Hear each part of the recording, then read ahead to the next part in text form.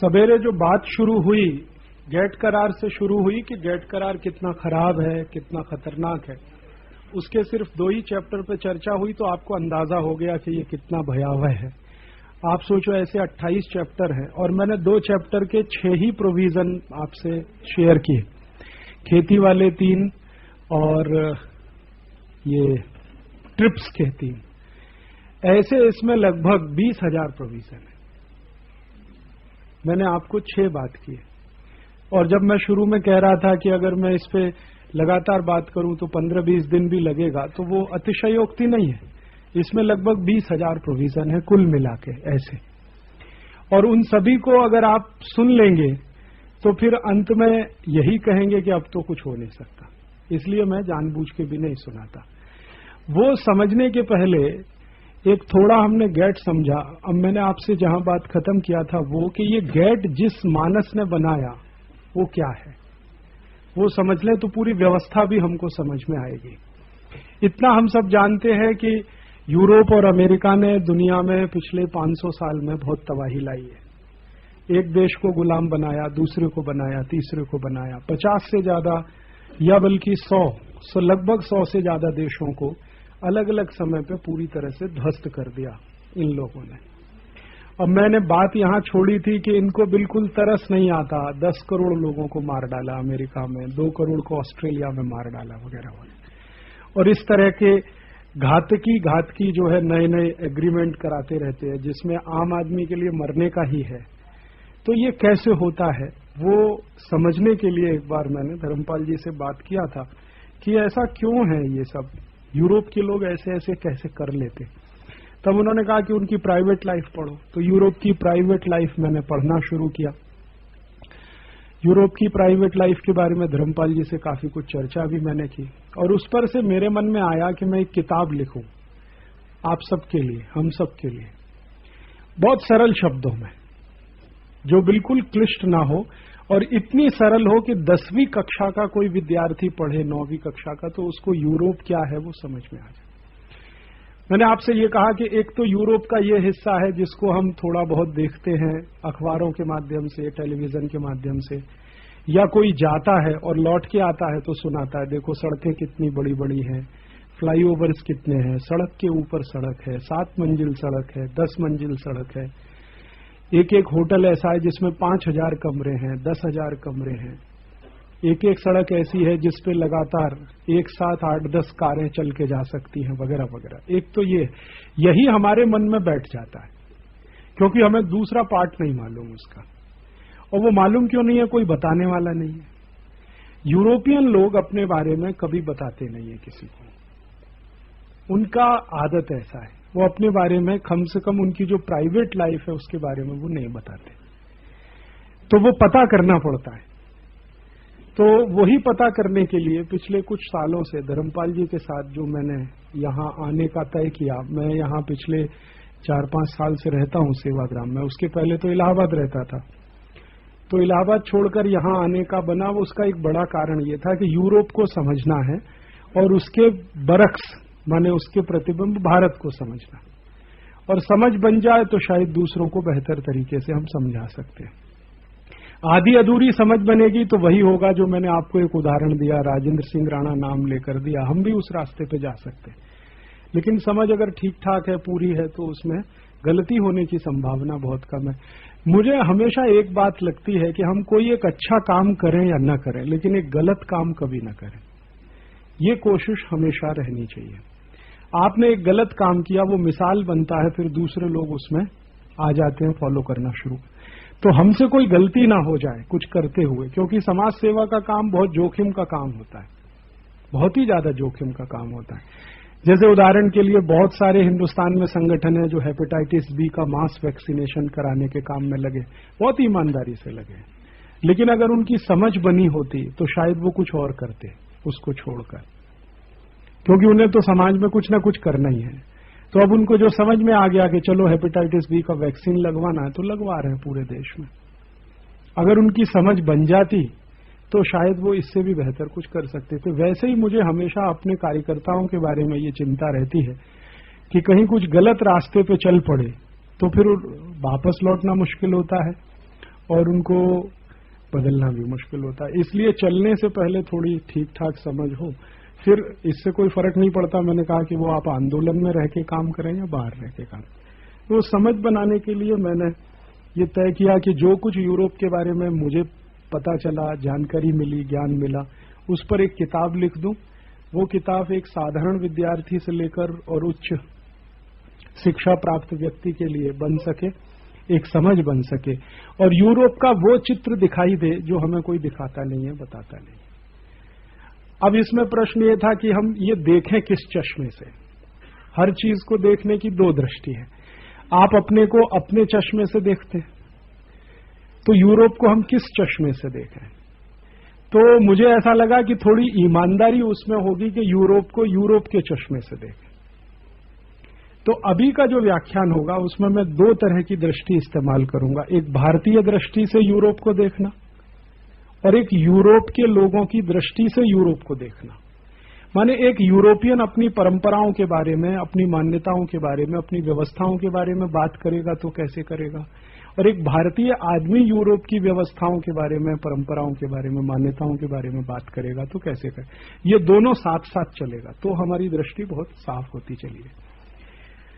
अपने देश की जो सबसे बड़ी विडंबना मैं कहता हूं, या मुझे कोई ये पूछे कि भारत की सबसे बड़ी समस्या क्या है, तो मेरे पिछले 10 साल की समझ का ये वो है कि भारत की सबसे बड़ी समस्या ये है कि हम भारतीय मान्यताओं के लोग अंग्रेजियत की व्यवस्था को चला रहे हैं।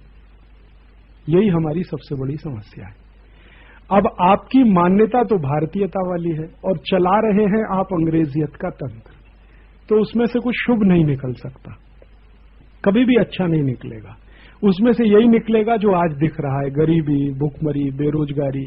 कुछ लोगों के लिए तो सब कुछ है और कुछ के लिए कुछ भी नहीं है। जो कल चर्चा हो रही थी, धर्मपाल जी कह रहे थे कि 4 करोड़ लोग तो नागरिक हैं इस देश में, और 96 करोड़ के लिए तो न बिजली है, न पानी है, न सड़क है, न दवा है, न दारू है, न डॉक्टर है, न कुछ है, न कुछ है। तो ये ऐसा कैसे हो गया इस भारत में? ऐसा इसलिए हो गया कि हम भारतीय लोग एक अंग्रेजियत की व्यवस्था को चलाने में लग गए, उसमें से ये गड़बड़ हो गई है। अब इसके दो रास्ते हैं। एक रास्ता ये है, इसका अगर समाधान कोई पूछे क्या समाधान है, तो समाधान उसका सीधा सा ये है कि या तो आप अपनी व्यवस्था को भारतीय बना लो, या भारत के सब लोगों को अंग्रेजियत वाला बना लो। तो ये सारे सवाल हल हो जाएंगे। जितने भी सवाल हैं, वो गेट का होगा, WTO का होगा, IMF का होगा, करप्शन का होगा, वर्ल्ड बैंक, कोई भी सवाल हो, क्योंकि सब सवाल व्यवस्था में से निकले। व्यवस्था कैसी है उसमें से ये सब निकलता है। अब हमारी व्यवस्था तो विदेशी है, मानस हमारा स्वदेशी है, तो या तो हम मानस को विदेशी बना लें और या तो व्यवस्था को स्वदेशी बना लें। बात समझ में आ रही है? आपका घर है, ऐसे समझिए, आपका घर है, आप अपनी पसंद के अनुसार या तो घर की डिजाइन चेंज कर लें। आप कोई घर में रहते हैं, वहां की डिजाइन आपको पसंद नहीं है, आपको लगता है ये गड़बड़ है, ये गड़बड़ है, तो ठीक है, आपके मन के अनुसार आप अपने घर की डिजाइन बना लें। एक तो ये होता है, या घर जैसा बना है वैसे आप हो जाए। तो आपका क्या होगा, घर के साथ सामंजस्य अच्छा हो जाएगा। घर जैसा है वैसे आप हो जाएंगे तो भी कोई परेशानी नहीं आएगी, या आपकी मानस जैसा घर बना लेंगे तो भी परेशानियां सब चली जाएंगी, कोई समस्या नहीं होगी। समस्या तब होती है, घर एक मान्यता का है, रहने वाले मान्यता बिल्कुल अलग रखते हैं। हम एक अलग मान्यता के लोग बिल्कुल अलग मान्यता के घर में रहते हैं, तो उसमें समस्या ही समस्या होती है। ये है भारत के बारे में, यही मैं कहना चाहता हूं कि हमारी पूरी व्यवस्था अंग्रेजियत वाली है, मानस हमारा स्वदेशी है, वो अंग्रेजियत वाला हो नहीं पाया। 250 साल की गुलामी के बावजूद जो है हम अंग्रेजियत में नहीं गए। अब अंग्रेजियत क्या होती है वो मैं आपको बताना चाहूंगा। ये अंग्रेजियत क्या है, यूरोपियन सभ्यता क्या है, अमरीकियत क्या है, वगैरह वगैरह। इनकी जो प्राइवेट लाइफ है, मैंने आपसे थोड़ी देर पहले कहा कि उनकी प्राइवेट लाइफ यदि हमको समझ में आए तो उनकी पब्लिक लाइफ और उनकी सारी सिस्टम हमें समझ में आ जाएगी। उनकी प्राइवेट लाइफ कैसी है। यूरोप में 18वीं शताब्दी तक, इस पे थोड़ा ध्यान दीजिएगा, माने आज से लगभग 200 साल पहले तक उनकी जो प्राइवेट लाइफ रही है उस पे मैं बात करूंगा। और जब मैं ये बात करूंगा कि यूरोप की, तो यूरोप का माने ये 24-25 देश including America, Germany, France, Sweden, Switzerland, Denmark, Norway, Finland, Spain, पुर्तगाल वगैरह वगैरह। Western Europe plus eastern Europe, उसमें ये भी है, सोवियत संघ भी आ जाएगा उसमें।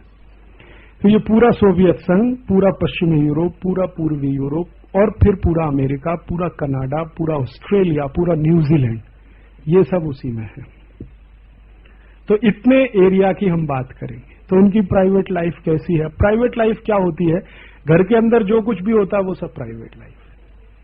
अब घर के अंदर क्या होता है? बच्चे का जन्म होता है, बच्चा बड़ा होता है, बड़े होने के बाद शादी होती है, फिर बच्चे होते हैं, फिर अपने माता पिता का स्वर्गवास होता है, उनका दाह संस्कार, ये सब जितना भी कुछ है प्राइवेट लाइफ है। हम शादी कर रहे हैं, विवाह कर रहे हैं, मुंडन कर रहे हैं, संस्कार कर रहे हैं, ये सब प्राइवेट लाइफ है।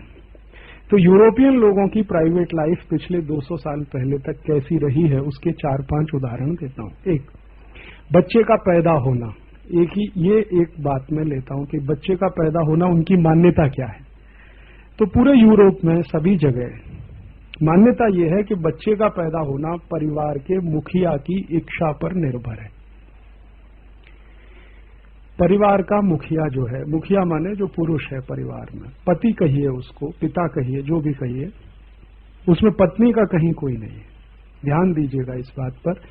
परिवार का मुखिया जो मेल है, पुरुष है, उसकी इच्छा पर निर्भर है बच्चे का पैदा होना नहीं होना। ये उनकी मान्यता है। माने पुरुष चाहेगा तो बच्चा हो, नहीं चाहेगा तो नहीं हो। महिला की इसमें कहीं कोई इच्छा नहीं, पत्नी का कहीं कोई यश नहीं है उसमें। माने पत्नी कहे कि हमें बच्चा चाहिए और उसका पति कहता है नहीं चाहिए, तो पत्नी की नहीं चलेगी, पति की चलेगी। ये उनकी मान्यता है कि जो भी बच्चा होगा नहीं होगा वो पुरुष तय करेगा, महिला उसमें कुछ भी हिस्सेदारी नहीं ले सकती। ये उनकी मान्यता है। परिवार का मुखिया वो तय करेगा कि बच्चा होना चाहिए नहीं होना चाहिए। एक दूसरा, यदि मुखिया के मन में आए कि बच्चे को पैदा होते ही मार डालो, तो मार देना पड़ेगा, उसकी मां बचा नहीं सकती उसको। अगर पति ने यह तय कर लिया कि मुझे बच्चा पैदा होते ही मार देना है, तो मार दीजिए। मालिक वही है। मालिक होने का मतलब है आप उसको चाहे तो मार सकते हो, चाहे तो पीट सकते हो, चाहे तो कत्ल कर सकते हो, चाहे तो किसी को बेच सकते हो, चाहे तो लावारिस छोड़ सकते हो, कुछ भी कर सकते हो। मालिक होने का अर्थ यह होता है। माने मां का कोई स्थान नहीं है, मां का कोई महत्व नहीं है। और ये यूरोपियन सिविलाइजेशन में 18वीं शताब्दी तक है। कल धर्मपाल जी कह रहे थे ना, महिलाओं को वोट देने का अधिकार भी 1930 के बाद मिला है। महिलाओं को यूरोप के देशों में वोट देने का अधिकार 1930 के बाद मिला है, और ये अमेरिका में तो 1948 में आया है। तो वोट देने का अधिकार नहीं है, माने कुछ हैसियत नहीं है, कुछ उसका वो नहीं। ये तो यूरोप का मानस है कि वहां जो भी है वो परिवार के मुखिया की इच्छा पर निर्भर है। मुखिया चाहे तो बच्चे को मार डाले, मुखिया चाहे तो उसको लावारिस छोड़ दे, मुखिया चाहे तो गर्भपात करा दे, मुखिया चाहे तो बच्चे को पैदा होने के बाद अपने हाथ से मार डाले, जो चाहे वो करे। नेक्स्ट इसी से जुड़ा हुआ कि जब भी बच्चा पैदा होगा तो उसको हाथ में उठाने का पहला अधिकार बाप का है, मां का नहीं है। मां नहीं उठा सकती बच्चे को, और अगर उठा लिया तो मां और बच्चे दोनों को घर से निकाल दिया जाएगा। आप समझ रहे हैं कितनी क्रूरता हो सकती है, इसका अंदाजा लगा सकते हो। बच्चा पैदा हुआ, मां नहीं उठाएगी, पहले उसका बाप उठाएगा। बाप ने बच्चे को उठा लिया तो वो बच्चे को स्वीकार कर लिया, ऐसे समझ लीजिए। नहीं उठाया तो वो बच्चे और मां को दोनों को घर छोड़ के जाना पड़ेगा, कोई दूसरी मां आ जाएगी फिर, या उस बच्चे को लावारिस छोड़ दिया जाएगा। एक कहानी सुना देता हूं। रूसो नाम का एक दार्शनिक है। रूसो बड़ा दार्शनिक हुआ है यूरोप का, 1750 के आसपास की घटना है। वो एक भाषण दे रहा है और भाषण में कह रहा है कि मैंने मेरे 5 बच्चे लावारिस छोड़े। 5 बच्चे थे, 5 को लावारिस छोड़ा। क्यों? क्योंकि उसकी पत्नी ने उठा लिया था पैदा होने के समय। रूसो ने। और रूसो जो दार्शनिक है यूरोप का, उसको हिंदुस्तान में पढ़ाया जाता है, उस पर प्रश्न लिखाए जाते हैं, हम उसमें उत्तर लिखते हैं। ये फिलॉसफी के स्टूडेंट अगर कोई होंगे तो वो जानते हैं इस बात को। तो रूसो का मानस कैसा, ये आप समझ लीजिए। वो ये कह रहा है कि मेरे 5 बच्चे हुए, 5 को मैंने लावारिस छोड़ा और मैंने कुछ गलत नहीं किया, क्योंकि उसकी मां ने उठा लिया था उन 5 को हाथ में पैदा होने के तुरंत बाद। तो नहीं है, गया हथिकार हाथ से। एक तो ये हो सकता है कि बच्चों को लावारिस छोड़ा जा सकता है। दूसरा क्या होता है कि अगर मान लो उस पुरुष ने लावारिस नहीं छोड़ा बच्चे को, तो अगर मां ने उठा लिया है तो वो बच्चा जिंदगी भर गुलाम रहेगा, एक स्वतंत्र व्यक्ति नहीं बनेगा, गुलामी में रहना पड़ेगा, उसको कुछ अधिकार नहीं होगा। मतलब क्या है, जो बच्चे को जन्म के बाद उसकी मां ने उठा लिया और उसका पति थोड़ा दयालु है, उसने उसको घर से नहीं निकाला, इसको वो कहते हैं कि हम तो बहुत दयालु हैं कि घर से नहीं निकाला, तो आगे क्या करेगा? आगे ये करेगा कि जिंदगी भर उस बच्चे को बाप का सानिध्य नहीं मिलेगा। अब कैसे कैसे सानिध्य नहीं मिलेगा? वो बच्चा कभी भी अपने बाप के साथ बैठकर लंच नहीं कर सकता, डिनर नहीं कर सकता, सो नहीं सकता, उसके पास आ नहीं सकता, उसका कंधा नहीं पकड़ सकता, उसकी गोद में सो नहीं सकता, ये कुछ भी अधिकार उस बच्चे को नहीं होगा। क्यों नहीं? क्योंकि उसकी मां ने उसको उठा लिया है, बाप ने नहीं उठाया पैदा होने के तुरंत।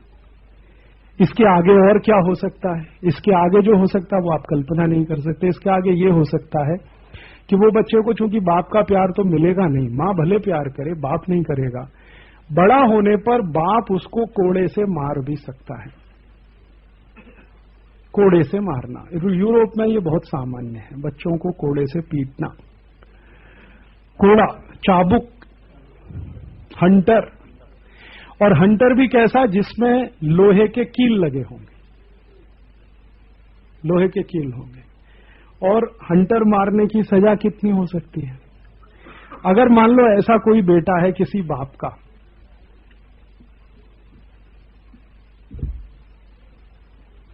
अगर ऐसा कोई बेटा है किसी बाप का जिसको उसके बाप ने स्वीकार नहीं किया है और थोड़ा बड़ा हो गया है, 15-16 साल का, उससे कोई गलती हो गई है, तो 500 कोड़े मारे जा सकते हैं, 700 कोड़े मारे जा सकते हैं, 1000 कोड़े मारे जा सकते हैं।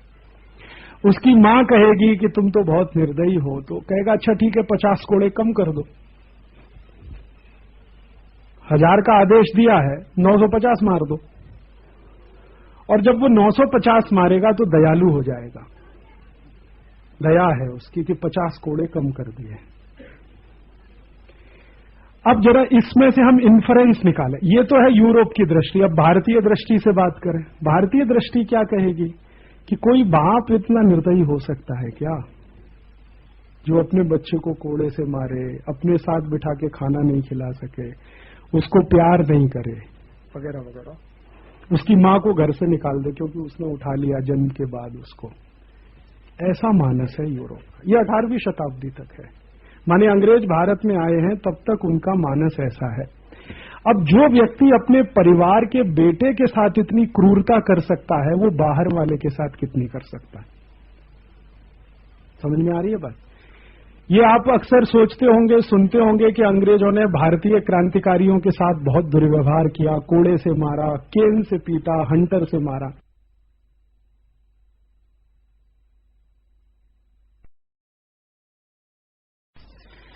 रूसो ने अपने पहले बेटे को जन्म लेते ही टोकरी में रख के सड़क पे रख दिया था और कुत्ता खा गया था उसको।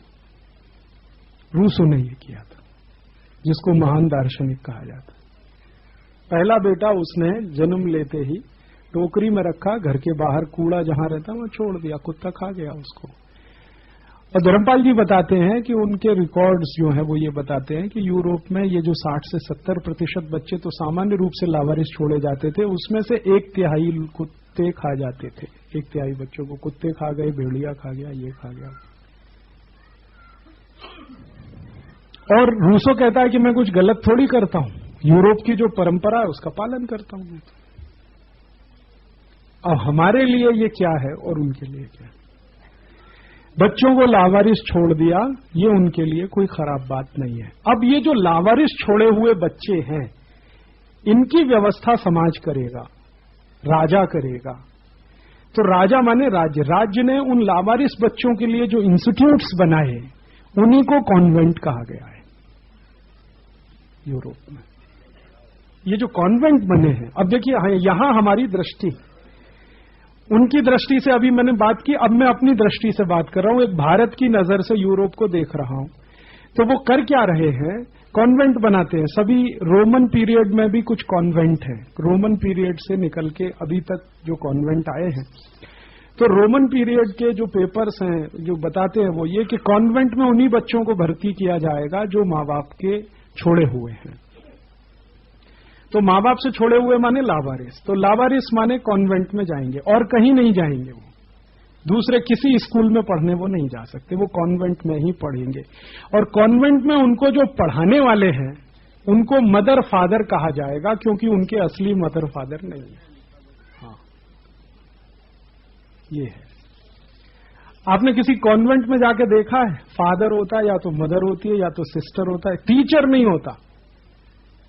फादर है, ये तो सिस्टर है, ये तो सिस्टर मैरी है, तो ये सिस्टर जेसी है, तो ये फादर गोंजाल्वे है, तो ये फादर फलाने हैं, तो ये फादर ढिमाके हैं। मैं तो बचपन में देखता था ये सब।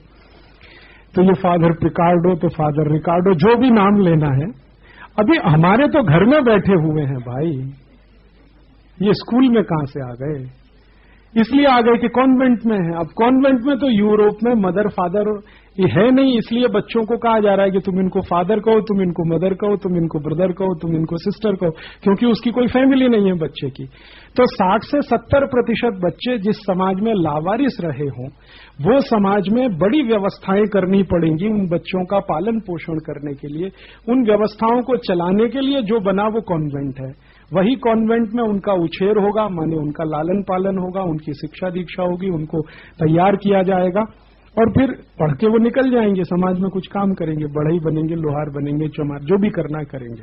लेकिन उनका इस तरह का पूरा किया जाएगा। तो जब 60-70% ऐसे हैं तो उनके लिए जो इंस्टीट्यूशंस हैं वो कॉन्वेंट है।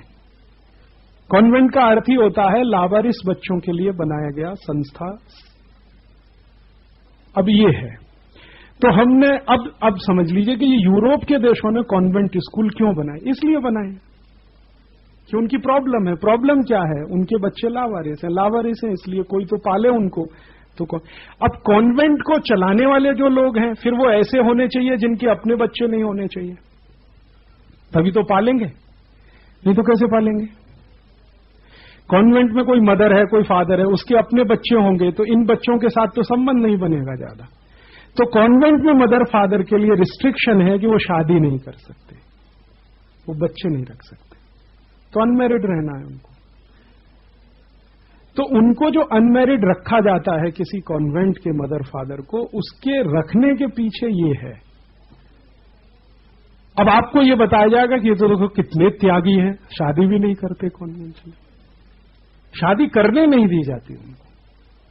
कोई चर्च का फादर शादी करना चाहे तो नहीं कर सकता, सिस्टर करना चाहे तो नहीं कर सकती, उनको अविवाहित रह के ही पालना है, क्योंकि उनका बड़ा काम है लावारिस बच्चों का लालन पालन करना, उनको बड़ा करना। और ये यूरोप में माना जाता है कि उसके अपने व्यक्तिगत बच्चे हुए तो उनका लालन पालन वो नहीं करेगा, बेईमानी करेगा, या उसका ध्यान अपने बच्चों पर ज्यादा रहेगा, दूसरों पर नहीं रहेगा, तो उसका ध्यान ही न जाए उस तरफ। तो उन्होंने कहा कि बिना मैरिज किए हुए लोग इसमें आएंगे और सेवा के काम में लगेंगे। तो सेवा क्या? सेवा ये कि समाज के छोड़े गए लावारिस बच्चों का लालन पालन करना, ये बड़ी सेवा है। उसी में से कॉन्वेंट एजुकेशन सिस्टम आया, उसी में से ये चर्च के इंस्टीट्यूशंस निकले और उसी के आधार पर उन्होंने काम शुरू किया। अब वो आ जाएं भारत में और एक कॉन्वेंट स्कूल खोलें और हम हमारे बच्चों को ले जाके लाइन से वहां एडमिशन कराएं और फिर अपने बच्चों को कहें कि तुम भी मदर बोलो, फादर बोलो उनको। मूर्खता है कि नहीं? और फिर हम उसको स्टेटस सिंबल बनाएं कि देखो मेरा बेटा तो कॉन्वेंट में पढ़ता है। ज्यादा तो यही बात आ गई है ना, स्टेटस सिंबल हो गया है कि अंग्रेजी स्कूल में पढ़ता है, कॉन्वेंट में पढ़ता है, तो मैं तो कुछ बड़ा आदमी हूं। लेकिन जिसके बच्चे कॉन्वेंट में पढ़ रहे हैं उसको अकल खोल के अगर कोई ये बताने वाला होता कि ये कॉन्वेंट होते क्यों हैं और ये बनाए क्यों जाते हैं, तो मैं नहीं मानता कि कोई भारतीय माँ बाप अपने बच्चों को वहां भेजता। हमने क्या देखा, हमने ये देखा कि वहां टाई लगाई जाती है, बढ़िया कपड़ा पहना जाता है, जूते में मोजा डाला जाता है, बच्चे लेफ्ट राइट करके जाते हैं, थोड़ा स्मार्ट हो जाते हैं, अंग्रेजी बोल लेते हैं। ये तो कुछ नहीं है। बाहर की अंदर क्या है, आत्मा क्या है उस कॉन्वेंट की, ये तो बाहर का स्वरूप है। और बाहर के स्वरूप से ही हम प्रभावित हो गए तो गई काम से गाड़ी अपनी, तो समझ नहीं बनती। तो उन्होंने अपने देश में कॉन्वेंट स्कूल क्यों खोले, उसके पीछे का कारण मैंने आपको बताया कि उनकी एक प्रॉब्लम है या उनकी समस्या है या उनकी मान्यता, जो भी कहिए। इस पर यह मैं तर्क नहीं करने जा रहा हूं कि वो अच्छी है खराब है, लेकिन आप इतना तो अब महसूस करते हैं कि हमसे अलग है वो। हमारे यहां क्या है, हमारे यहां ये देख लीजिए कि बच्चा पैदा होगा तो पहला अधिकार तो उसकी मां का है। हमारे देश में तो ये है। यूरोप में क्या है, बच्चा पैदा होगा तो पहला अधिकार उसके पिता का है। हमारे यहां पहला अधिकार उसकी मां का है। और मां का तो इतना अधिकार है कि वो चाहे तो 3 महीने तक अपने बच्चे का मुंह अपने बाप को भी ना दिखाए। हाँ, अब ठीक है, ना दिखाए, ये उसका अधिकार है, ठीक है। मान्यता ऐसी है हमारी। तो हमने तो एक तरह का बनाया है अपना। और वो उस दिन शर्मा जी कह रहे थे कि या तो मां देखेगी बच्चे को सबसे पहले, या तो मां को मदद करने वाली जो दाई है वो देखेगी, और या दाई के साथ आए हुए जो दूसरे लोग हैं वो देख सकते हैं। नाइन आएगी तो वो देखेगी, धोबिन आएगी तो वो देखेगी। अब वो उसको समझाया था आपको विस्तार से कि नाइन आएगी तो क्या लेके आएगी, धोबिन आएगी तो क्या लेके आएगी, कुम्हारिन आएगी तो क्या लेके आएगी, कुछ न कुछ लाएगी। और वो लाएगी तो बच्चे से उसका परिचय कराया जाएगा। तो यहां तो ये मान्यता है कि बच्चा पैदा हुआ तो मां का अधिकार है, मां के साथ उसके जो सहयोग करने वाली दाई का अधिकार है, दाई के साथ उसके साथ जो दूसरी महिला उनका अधिकार है। और इन सबका इतना अधिकार है कि दाई चाहे तो अपना दूध भी पिला सकती है। पन्ना दाई ने तो किया है ना। और ये पन्ना दाई की कहानी कोई एक कहानी नहीं है। अगर हिंदुस्तान में ढूंढोगे तो ऐसी सैकड़ों, हजारों, लाखों कहानियां मिल जाएंगी अलग अलग जगह में। तो इतना अधिकार है। माने पन्ना धाय असली मां नहीं है, लेकिन दूध तो पिलाती है।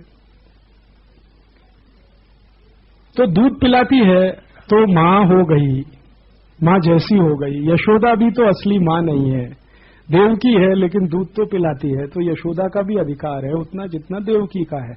तो हमारे यहां तो बच्चे पे अधिकार की जो मान्यता है वो ये है, और यूरोप में है वो ये है। अब हम नकल करें उनकी तो फिर मुश्किल होगा। तो क्या करना पड़ेगा, अगर उनकी नकल करनी है ईमानदारी से तो वही करना पड़ेगा जो यूरोप में होता है कि सारे अधिकार बाप को दे दो। मारने का, पीटने का, उसको स्वीकार करने का, रिजेक्ट करने का, लावारिस बनाने का, छोड़ देने का, सब दे दो। मां के सारे अधिकार खत्म कर दो। तो अगर ऐसे हम हो सके तो यूरोपीय होना हमारे लिए बहुत आसान है। और नहीं हो सकते तो अपनी व्यवस्था को भारतीय बनाना पड़ेगा। और ये सारा खेल मन से होता है। मैंने आपसे फिर कहा, अगर आपके मन में ये है तो हो सकता है। अब देखिए, इसके थोड़ा आगे चले। बच्चे की संख्या कितनी होगी परिवार में, वो बात तय करेगा। सामान्य रूप से यूरोप में 10 से 12 बच्चे हैं परिवार में, सामान्य रूप से। और 10-12 बच्चे क्यों हैं वो भी समझाता हूं। इससे आगे की बात समझा दूं तो ये थोड़ी खराब बातें भी मैं करूंगा, थोड़ा माफ करेंगे आप मुझे, खराब शब्द भी इस्तेमाल करूंगा, खराब बातें भी करूंगा, क्योंकि पत्नी का कोई अधिकार नहीं है पति पर। इसी में से आगे आप थोड़ी देर में और समझेंगे, महिला का कोई अधिकार नहीं है समाज में। तो पति चाहे कितनी भी पत्नियां रख सकता है। यूरोप में ये सामान्य परंपरा है। नीरो है ना, नीरो, उसकी 40 पत्नियां हैं। नीरो की, बड़ा सम्राट है ना, 40 पत्नी है। एक असली है, 39 सब नकली है। उनको कॉन्क्यूबिन्स कहते हैं, वो उपपत्नी कहते हैं। हमको उसको हिंदी में रखेल कहते हैं। तो एक पत्नी है, 39 रखेल है। सबसे बच्चे होंगे तो 10-12 होना तो बड़ी बात नहीं। अब नीरो ये है, यथा राजा तथा प्रजा। तो बिल क्लिंटन क्या खराब करता है अगर नीरो ये करता था तो, है ना। बिल क्लिंटन तो कुछ कम ही करता है ना, नीरो तो उससे भी आगे था। तो जिस समाज में एक्स्ट्रा मैरिटल अफेयर्स इतने चरम पर हों कि एक पुरुष की 40 स्त्रियां हो सकती हैं जिनसे वो संबंध रख सकता है और उनसे बच्चे भी होंगे, तो एक परिवार में 10-12 बच्चे हो गए तो इसमें आपको हैरानी नहीं होनी चाहिए। और उसमें मैंने बता दिया कि ये जो 40 पत्नियां हैं उनमें से एक पत्नी है जिसके साथ शादी हुई है, 39 बिना शादी के उसके साथ है। उनकी हैसियत क्या है? उनकी हैसियत के बारे में अरिस्टोटल कुछ कह रहा है, जो उनका बड़ा फिलोसोफर है। वो कह रहा है कि ये सब उसी तरह से हैं जैसे घर में सामान होता है। घर में सामान होता है, ये माइक रखा है, कुर्सी है, मेज है, पलंग है, तिपाई है, लोटा है, गिलास है, थाली है, ये जो सामान है ना, वैसी पत्नियां हैं। और अगर सामान बेचा जा सकता है तो पत्नियां भी बेची जा सकती है। तो यूरोप में अभी तक 50 साल पहले तक पत्नियों को बेचने का एक बड़ा सिलसिला रहा है, रिवाज रही है, बेची जाती है महिलाएं, सौदा होता है उनका। एरिस्टोटल ये कह रहा है कि ये जो पत्नियां हैं किसी पति की, वो सब वस्तुओं की तरह हैं। एरिस्टोटल का ये, हाँ, जिसको महान कहते हैं। अरिस्टोटल ये कहता है कि ये जितनी पत्नियां हैं वो सामान जैसी हैं, जैसे घर में सामान रखा जाता है वैसे पत्नियां रखी जाती हैं। सामान को उठा के फेंक दिया जाए तो पत्नियों को भी फेंका जा सकता है, सामान को बेचा जाए तो पत्नियों को भी बेचा जा सकता है, सामान में आग लगानी हो तो पत्नियों में भी आग लगाई जा सकती है। अब अरिस्टोटल जो है वो पूरी सभ्यता का जनक माना जाता है। धर्मपाल जी बार बार कहते हैं कि European civilisation is a footnote of Aristotle. ये है। अब जब ये अरिस्टोटल ने कह दिया तो बन गया ये तो परंपरा। अब अरिस्टोटल जो कह रहा है वो देख के ही कह रहा है ना, जो समाज में चलता होगा उसको देखा, उसी को थ्योराइज किया होगा, और तो कहां से लाया? आसमान में से तो जाके कोई थ्योरी लाया नहीं होगा वो। तो ये है। तो जिस समाज में महिलाओं की ये हैसियत रही हो उस समाज में फिर क्या निकलने वाला है? अब निकलने वाला ये है कि इच्छा है तो किसी पत्नी को रखो, नहीं है तो निकाल दो। अब वो जो निकाल दी गई महिला है वो क्या करेगी? तो उसके लिए ब्रॉथल्स बनाए गए, वेश्याघर बनाए गए। अभी आजकल उनको पब्स कहा जाता है यूरोप में, PUB, पब। पब जो होते हैं वो पुराने 200 साल पहले के ब्रॉथल्स हैं, वेश्याघर हैं। तो ये वेश्याएं आएंगी कहां से? घरों में से निकाली हुई पत्नियां हैं, अब उनके पास कुछ नहीं है तो वेश्यावृत्ति करें आके। अब उनका काम क्या है वो और भी मजेदार है। इनका काम क्या है तो अरिस्टोटल भी कहता है, फिर उसके आसपास के बहुत सारे सुकरात वुकरात भी ये मानते हैं कि ये जो निकाली गई पत्नियां हैं जो वेश्यावृत्ति का काम कर रही हैं, ये जो है समाज के लिए जो जरूरी है वो करें।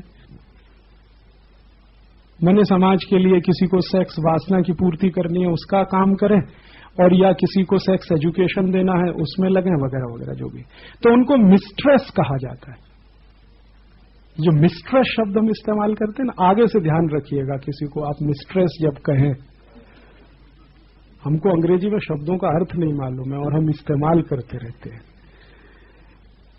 कह देते हैं ना मिस्ट्रेस। ये मिस्ट्रेस यही महिलाएं होती हैं जिनको पतियों के द्वारा घर से निकाल दिया जाए और जो वेश्यावृत्ति के काम में लगी हो, किसी पब्स में लगी हो, ब्रोथल्स में लगी हो, वो ये सब करें।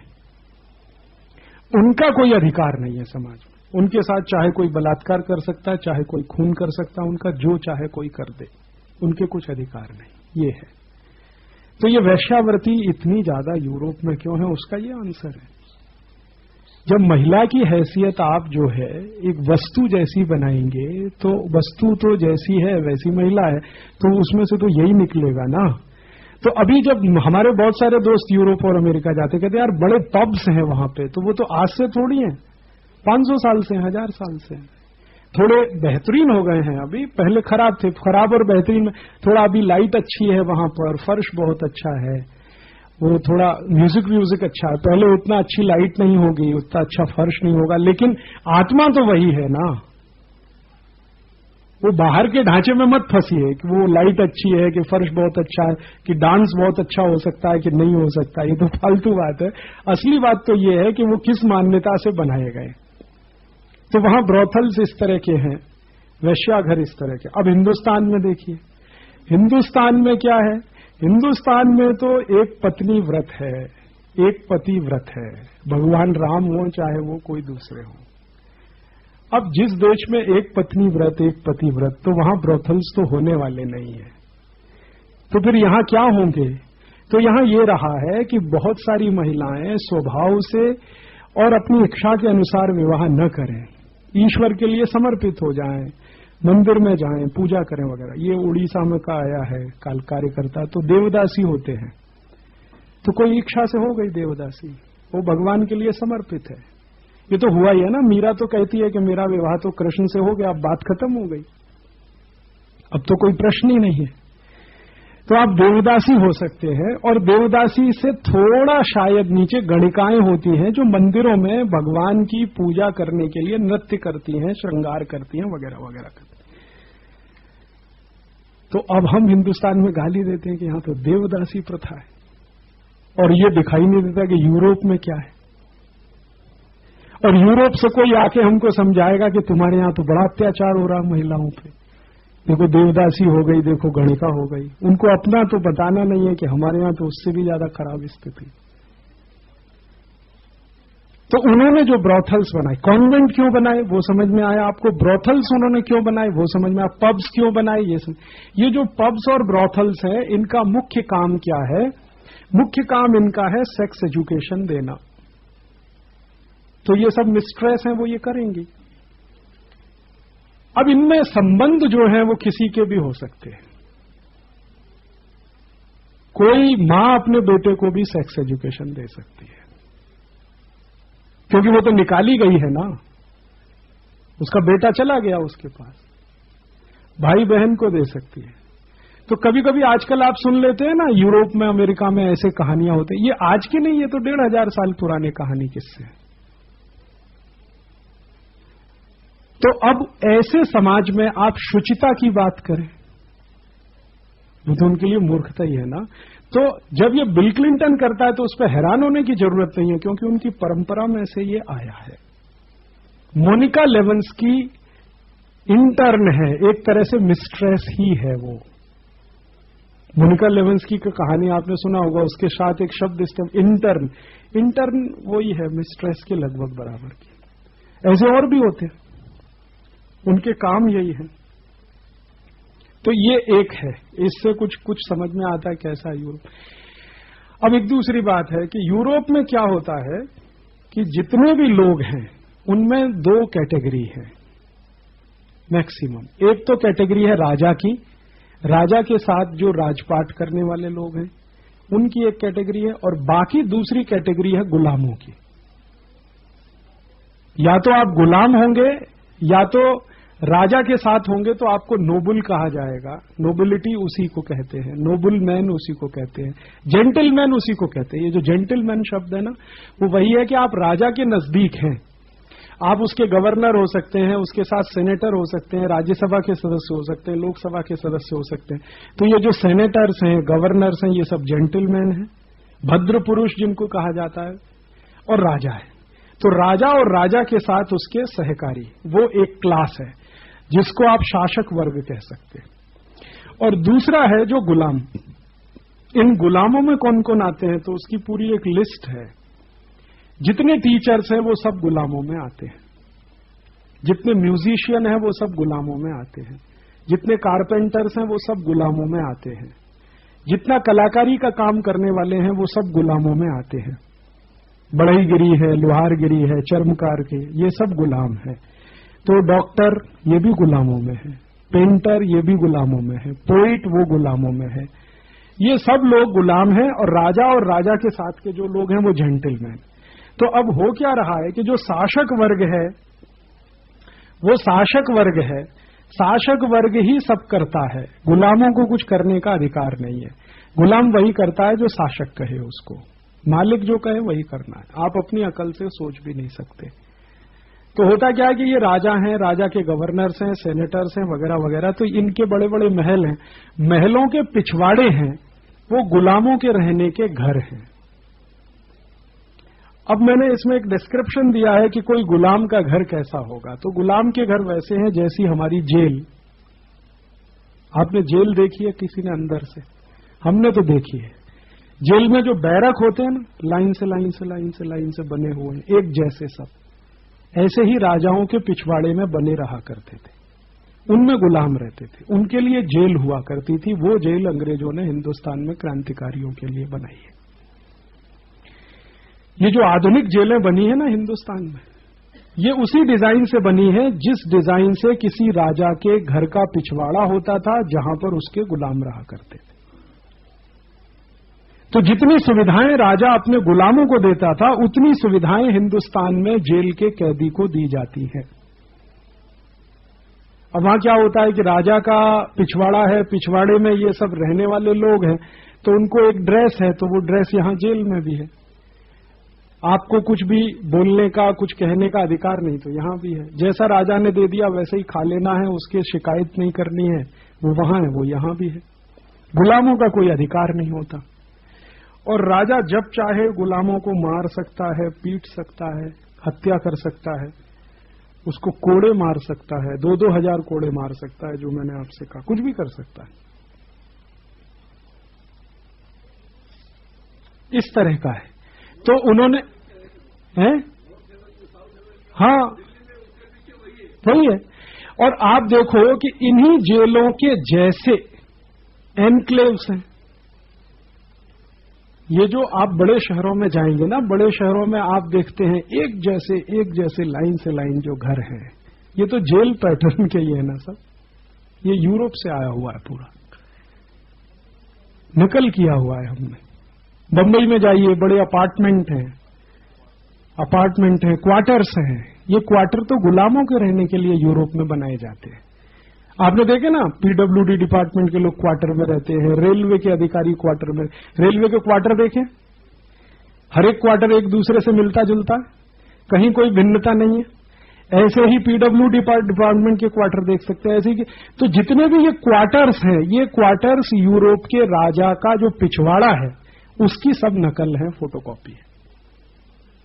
हमारे यहां क्या होता है, कोई कहता है देखो रेलवे के क्वार्टर में रहता है, आहा बड़ी ऊंची चीज है, रेलवे के क्वार्टर में रहता है। और यूरोप में तो वो गुलाम के रहने की जगह है। हम अपार्टमेंट में रहते हैं, वो तो वहां गुलामों के लिए है। तो इसलिए उन्होंने क्वार्टर्स क्यों बनवाए हैं? क्योंकि राजा है, राजा का घर है, घर का पिछवाड़ा है, पिछवाड़े में नौकर हैं, नौकर माने गुलाम है। गुलामों में कौन कौन आता है? टीचर भी आते हैं, म्यूजिशियन भी आते हैं, पेंटर भी आते हैं, स्कल्प्टर भी आते हैं, कलाकारी का काम करने वाले भी आते हैं, खेती का काम करने वाले, ये सब नौकर हैं, गुलाम हैं। इनको रखने के लिए वो सब चाहिए, तो उसके लिए वो बनाता है। आउट हाउस सुना है आपने? आउट हाउस है ये। आउट हाउस तो उन्हीं के लिए है, गुलामों के लिए। तो यहां हर एक एमपी की कोठी में आउट हाउस बना है हिंदुस्तान में। आप आ जाइए, देख लीजिए, दिल्ली बने हैं ना, एमपी की कोठी है, 5 एकड़ की है, उसमें आउट हाउस बने हुए हैं, उसमें रहते हैं सब। और अभी कोई घर से कहेगा मैं तो फलाने एमपी के आउट हाउस में रहता हूं दिल्ली में, तो बड़ी बात है। लेकिन यूरोप में तो वो सब गुलामों के रहने की जगह। तो उन्होंने जेलें बनाई हैं, पूरा जेल का उनका नकल वही है जो किसी राजा के घर के पिछवाड़े का है। वो भी इसीलिए, और क्या। हाँ, नहीं,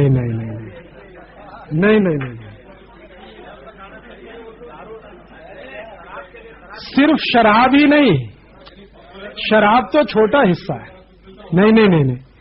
देखिए, हम देखिए, एक बात आपने ध्यान से सुनी होगी। पवन गुप्ता ने जब पहला व्याख्यान दिया यहाँ, तो उन्होंने ये कहा कि शब्द तो लगभग एक जैसे हैं, अर्थ उसके अलग अलग समाज में अलग अलग हुआ करते हैं। तो पब आप एक अर्थ में इस्तेमाल करते हैं, उनके यहाँ असली अर्थ पब का क्या है? वो ये है कि जहां पर आप कुछ भी कर सकें, वैश्यावृत्ति कर सकें, वैश्यागमन कर सकें, मिस्ट्रेस को रख सकें, जहां पर सेक्स एजुकेशन दे सकें समाज के लोगों को, बच्चों को, उनके लिए सब पब्स। हाँ, हो ही रहा है ना। दिल्ली में, बेंगलोर में, ये जो बड़े बड़े शहरों में पब्स हैं, तो वहां तो यही हो रहा है ना, क्योंकि वो उन्हीं की नकल करके बनाए। वही कर रहे हैं यहां भी। ये जो बड़े घरों के रईस ज्यादा लड़के लड़कियां जाते हैं, वो सुना था जेसिका लाल मर्डर केस, वो क्या था, पब में ही तो हुआ था। वो एक नवाब का लड़का आया बिगड़ैल, उसने मांगा शराब लाओ, उसने कहा कि देर हो गई है, निकाला रिवॉल्वर मार दिया। ये तो यूरोप में ही होता है, तो यहां भी होने लगा है अब तो ये। हाँ, राष्ट्रपति के खानदान के लोग हैं जिसने ये सब किया था, तो मन से वो भी अंग्रेजियत वाला होगा, तो पब में गया होगा, उसने वेटर बुलाया होगा, वेटर महिलाएं होती हैं ज्यादातर पब्स में, उसने कहा कि अभी टाइम पूरा हो गया है, तो उसने कहा नहीं लाओ, उसने कहा नहीं, तो निकाल के गोली मार दी।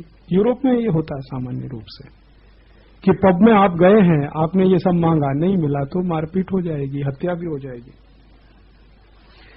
अच्छा, अब ये जो गुलाम है, ये जो गुलाम है उनके अधिकार कुछ नहीं है, ना वो जमीन खरीद सकते हैं, ना घर बना सकते हैं, ना मकान के मालिक हो सकते हैं, इसलिए हमेशा राजा की कृपा पर निर्भर रहना है उनको।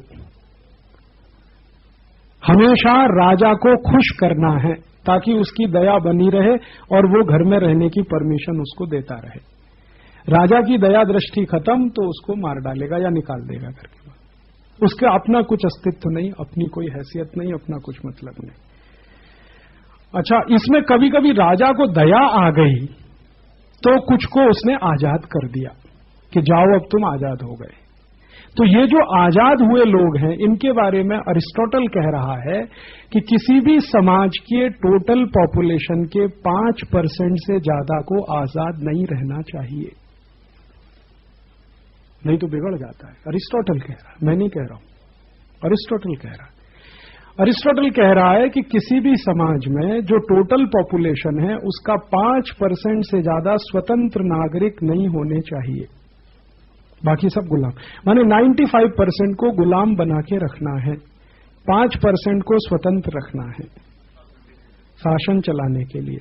और ये जो 5% लोग हैं, इसी में सब आ जाएंगे, व्यापारी आ जाएंगे, उद्योगपति आ जाएंगे, राजा आ गया, गवर्नर आ गया, उसमें काउंसिल आ गई, मिनिस्टर आ गए, सेनेटर्स आ गए, राज्यसभा सदस्य लोग जो भी हैं उनके, ये सब जो रूलिंग क्लास है वो ये 5% में है। 5% रूलिंग क्लास है, 95% को तो सिर्फ ऑर्डर फॉलो करना है। इसी को उसने डेमोक्रेसी भी कहा है। हाँ, यही डेमोक्रेसी है। ये तो कहने की बात है, असली तो ये है कि आपको 95% को गुलाम बना के रखना है। अब गुलाम बना के रखने का एक पीरियड में एक तरीका, दूसरे पीरियड में थोड़ा बदला हुआ एक दूसरा तरीका। अब मैं बताता हूं। पहला पीरियड है राजा महाराजाओं का, ठीक है, तो यहां भी राजा महाराजा होते हैं, वहां भी होते हैं। तो वहां का जो राजा है वो कंट्रोल करता है पूरी प्रजा को। थोड़ा थोड़ा इसमें बदलाव आता है, तो बदलाव आता है तो क्या होता है, 8-10 राजा मिलकर एक कोई ग्रुप बना लेते हैं या कोई कार्टेल बना लेते हैं या राज्य बना लेते हैं, वो मिलके कंट्रोल करते हैं।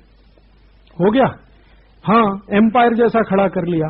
मैं बड़ा हो गया, बाकी मुझसे छोटे छोटे 10 हो गए, 20 हो गए, 50 हो गए, सबने मिलके बना लिया, तो सबके गुलाम लोग वो बड़े राजा के गुलाम हो गए। तो जो चक्रवर्ती है यूरोप में, वो चक्रवर्ती ऐसा है कि एक राजा, उसके अधीन 100 राजा, 100 राजा की पूरी प्रजा। अब जब अरिस्टोटल ये कह रहा है, और फिर मैं वो बात याद कह रहा हूं, the whole of European civilisation is a footnote of Aristotle. माने अरिस्टोटल ने जो कहा है वही यूरोपियन सिविलाइजेशन का मर्म है पूरा। तो अरिस्टोटल जब ये कह रहा है कि 5% से ज्यादा को स्वतंत्र रहने की जरूरत नहीं है, 95% को गुलाम ही रहना चाहिए, तो अब उनके लिए सारी व्यवस्थाएं बनानी है। तो उन्होंने, देखिए, ये जो पार्लियामेंट्री डेमोक्रेसी है ये 14वीं शताब्दी का है। मैग्ना कार्टा की कल बात चल रही थी ना, उसमें से पार्लियामेंट्री डेमोक्रेसी आया। तो मैग्ना कार्टा का चार्टर क्या है, कुछ लोग आपस में मिलकर संधि कर रहे हैं, उसमें राजा ही ज्यादा है, वो मिलकर तय करते हैं और वो तय करके एक वो बना लेते हैं, स्थान बना लेते हैं, और वो ये कहते हैं कि हम अलग अलग जगह अपने महल में बैठे, आके सब साथ में यहां बैठे, तो उसको पार्लियामेंट कहा है उन्होंने। जहां पर ये राजा और राजा के साथ के जो रूलिंग क्लास के लोग आके बैठे, मिलजुल कर कुछ फैसला करें, तो वो पार्लियामेंट हो गया। अब वो पार्लियामेंट के नीचे जो कुछ चल रहा है वो पार्लियामेंट्री डेमोक्रेसी हो गया।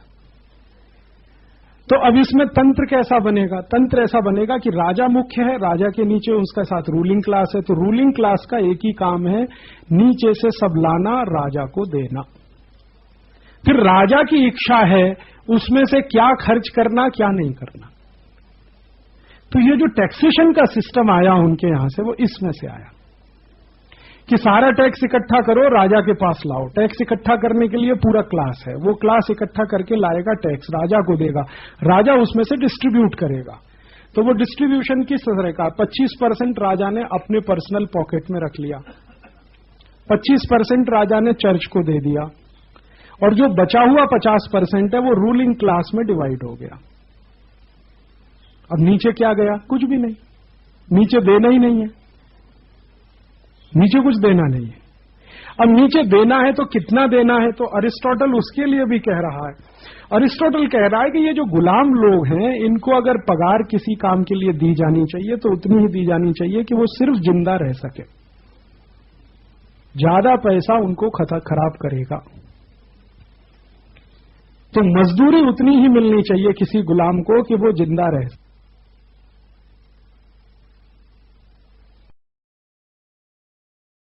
रूलिंग क्लास है, रूलिंग क्लास टैक्स इकट्ठा करके ला रहा है, राजा को दे रहा है, राजा 25% अपनी जेब में रख रहा है, 25% को वो बांट रहा है, चर्च को दे रहा है 25%, 50%, और जो 50% है वो रूलिंग क्लास में बट रहा है। तो टैक्स का ये डिवीजन हो रहा है। तो नीचे क्या पहुंचेगा, कुछ नहीं पहुंचेगा, नीचे से सिर्फ आएगा, नीचे जाएगा कुछ भी नहीं। ये सिस्टम को पार्लियामेंट्री डेमोक्रेसी कहते हैं। यही भारत में चल रहा है, नीचे कुछ जाता नहीं है, सब कुछ ऊपर ही ऊपर जाता है। अब वो राजा की जगह प्राइम मिनिस्टर है, ठीक है, प्राइम मिनिस्टर के साथ रूलिंग क्लास है, एमपीज हैं, एमपीज के साथ उसके सेक्रेटरीज हैं, सेक्रेटरीज के साथ अंडर सेक्रेटरीज हैं, वगैरह वगैरह। और जब वो अरिस्टोटल कहता है कि सिर्फ 5% को ही स्वतंत्र रहने का अधिकार है, 95% को तो गुलामी रहना चाहिए, तो भारत में आज देख लो आप, 5% ही स्वतंत्र हैं, आजादी उन्हीं के लिए है, 95% को तो गुलामी ही गुलामी है, और गुलामों की गुलामी है। तो ये जो पार्लियामेंट्री डेमोक्रेसी सिस्टम है, जिसको गांधी जी ने बड़े कड़े शब्दों में लताड़ा है अपनी पुस्तक में, वो तो इसी बात के लिए लताड़ा है कि पूरी तरह से ये, इसको प्रोस्टिट्यूट कहा है और बांझ भी कहा है। तो बांझ तो ये मतलब है कि इससे लोगों के लिए भला कुछ निकलेगा नहीं, और प्रोस्टिट्यूट इसलिए कि इसका कोई भी इस्तेमाल करता है। एक राजा आया उसने किया, दूसरा आया उसने किया, तीसरे ने किया, चौथे ने किया, पांचवें ने किया, वो इस्तेमाल होता ही रहता है। अब उस पार्लियामेंट्री डेमोक्रेसी को हम बड़े अहोभाव से अपने सिर पे उठाए लादे 56 साल से घूम रहे हैं कि देखो कितना अच्छा स्वतंत्रता मिल गई है, 15 अगस्त मनाओ, 26 जनवरी मनाओ, तिरंगा झंडा फहराओ, हम स्वतंत्र हैं।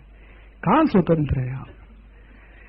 और स्वतंत्रता क्या है, वो उस दिन बेलजी भाई ने आपको समझाया, ये कानून, ये नियम, वो नियम, हर जगह से आपको बांध के रखो, क्योंकि स्वतंत्रता सिर्फ राजा को है, माने प्राइम मिनिस्टर को उसके लिए कोई नियम नहीं है क्या?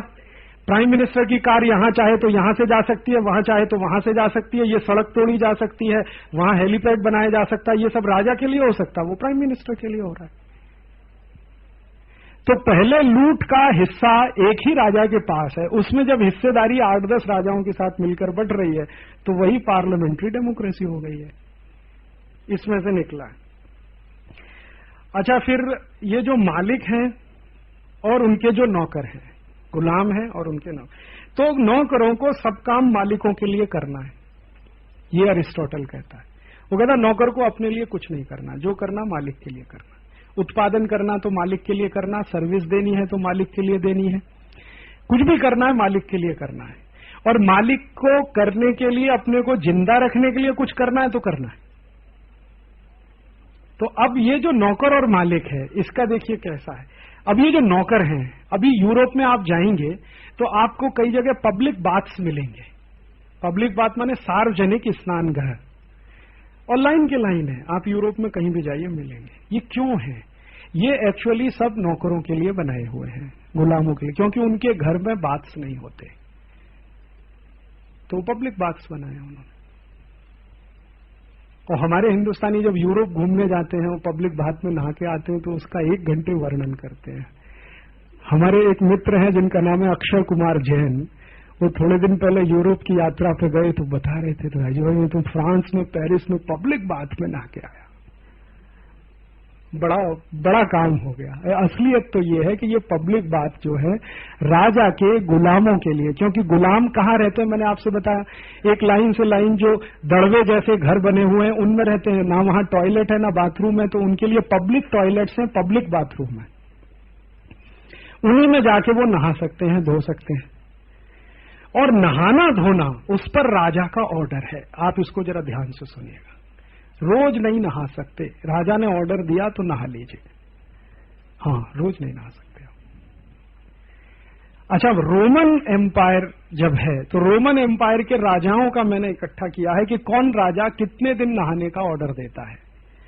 तो सामान्य रूप से साल में 3 या 4 दिन, मैक्सिमम 4 डेज, अधिकतम। नीरो जो है ना, नीरो जो बड़ा सम्राट माना जाता है, नीरो के राज्य में मैक्सिमम साल में 3 बार गुलाम नहा सकते हैं, चौथी बार नहीं नहा सकते।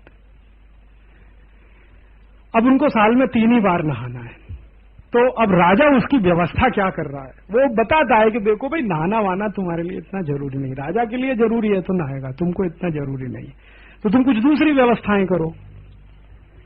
तो अब दूसरी व्यवस्था क्या, मान लो पसीना वसीना आ रहा है तो कुछ ऐसी व्यवस्था करो कि शरीर में से बदबू ना आए, तो परफ्यूम्स लगाओ, तो स्प्रे करो, तो ये करो। नहाने नहीं जा सकते, परफ्यूम चाहे तो 10 बार यूज कर सकते हैं आप, बाथरूम में नहाने नहीं जा सकते। ये है रिस्ट्रिक्शन है राजा का। अभी इसके आगे क्या है कि राजा का सवेरे जब दरबार लगेगा तो सारे गुलाम लाइन से उसको पहले गुड मॉर्निंग करेंगे, लाइन से गुड मॉर्निंग। और वो गुड मॉर्निंग में विश है कि आपकी सुबह अच्छी हो, हमारी हो या ना हो, आपकी जरूर अच्छी हो। तो अच्छी हो माने आपको सूरज का दर्शन हो जाए, आपका दिन अच्छा गुजरे, आपको ऐसा हो जाए वैसा हो जाए। तो ये गुलाम लाइन लगा के राजा को पहले गुड मॉर्निंग करेंगे, फिर राजा उनके काम को बताएगा कि अब आपको आज ये करना है, कल वो करना है, परसों ये करना है, नरसों ये करना है, तो वो काम पे जाएंगे। तो गुड मॉर्निंग का ये है, वो राजा के लिए है। बॉस को बोलते हैं कि नहीं, हाँ, तो वो बॉस राजा ही तो है हमारा, तो बॉस को गुड मॉर्निंग बोलते हैं, वहां राजा को बोलते हैं। अभी इसी तरह का कि अगर राजा को किसी गुलाम के व्यवहार के बारे में कोई सूचना मिल गई कि इसने कुछ गलत किया, माने गुड मॉर्निंग नहीं किया, अच्छा बीमार है तो भी जाना पड़ेगा गुड मॉर्निंग करने, तो और अगर आपने नहीं किया तो निकलवा के फिकवा देगा, कोड़े वोड़े से पिटवा देगा कि इसने गुड मॉर्निंग नहीं किया। फिर क्या है कि ये जो गुलाम है, जैसे इनको नहाने का अधिकार साल में 2-3 दिन है, वैसे ही मनोरंजन करने का अधिकार भी 2-3 दिन है साल में, या कभी कभी 4 दिन। कभी राजा बहुत लिबरल है तो साल में 10 दिन मनोरंजन करवा दिया, लिबरल है, बहुत है, उदार है, बड़ा दयालु है, कृपालु है, क्योंकि साल में 10 दिन मनोरंजन के लिए देता है। तो मनोरंजन में क्या है, एक तरफ राजा का मचान बना है, वहां राजा बैठा, उसका परिवार माने रूलिंग क्लास, नीचे सब गुलाम बैठे हैं, सामने कुछ हो रहा है, कुछ नाटक हो रहा है, कुछ नौटंकी हो रहा है, तलवारबाजी का खेल हो रहा है, वगैरह वगैरह। अब इसमें प्रॉब्लम क्या है, प्रॉब्लम यह है कि राजा हंसेगा तो गुलाम हंसेगा। हाँ सुनिए आप इस पे, राजा हंसेगा तो गुलाम हंसेगा। राजा को हंसी नहीं आती, आप नहीं हंस सकते, अगर आपने किया तो एटिकेट के विरुद्ध है ये, आप सभ्य नहीं है, आप सिविलाइज्ड नहीं है। अब ऐसा हो जाता था कई बार कि राजा को हंसी नहीं आई लेकिन गुलामों को आ गई, तो खड़ा करेगा और अगले दिन कोड़ों की सजा, 10 कोड़े इसको मारो, 20 इसको मारो, 50 इसको मारो, 100 इसको, सजा है। तो ये है, और इसी को वो गुलामी कहते हैं, और ये अपने लोगों के लिए कह रहे हैं। अच्छा, और समाज में राजा जब जा रहा है, पालकी निकल रही है, तो गुलामों का पहला कर्तव्य है कि लाइन लगा के उसको सलाम करें। तो रॉबर्ट क्लाइव की वो जो कहानी मैं सुनाता हूं ना आपकी कैसेट में, वो यही कहानी है। रॉबर्ट क्लाइव कह ये रहा है कि मेरे राज्य में अगर ऐसा कोई करे तो समझ में आता है ये हिंदुस्तानी भी मुझे सलामी देने के लिए सड़क के किनारे खड़े, इसका माने ये तो गुलाम होने की तैयारी में है, मन में आ गया है इनके। तो राजा की सवारी निकल रही है, तो सवारी निकल रही है तो सड़क के दोनों तरफ लोग खड़े हुए हैं, वो ये सब कर रहे हैं। अच्छा, ये जो एक और अरिस्टोटल की बात बताता हूं। अरिस्टोटल ये कह रहा है कि राजा बिना रिश्वत के तो नहीं चल सकता, रिश्वत तो चाहिए। और वो ये कह रहा है कि ये सिस्टम में करप्शन तो जरूरी है। तो मैंने कहा ना, टैक्स आया 25% राजा ने अपनी जेब में रखा, ये क्या है? करप्शन नहीं है? टोटल टैक्स आया, उसका 25% राजा ने अपनी जेब में रख लिया, करप्शन है। अब अरिस्टोटल कह रहा है, उसको जस्टिफाई कर रहा है कि ये तो चाहिए ही नहीं, तो राजा काम कैसे करे?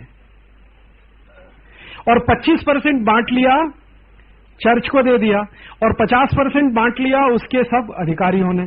तो आपके हिसाब से 100% करप्शन हुआ कि नहीं हुआ? तो वो तो उनकी सोसाइटी का अंग है, करप्शन।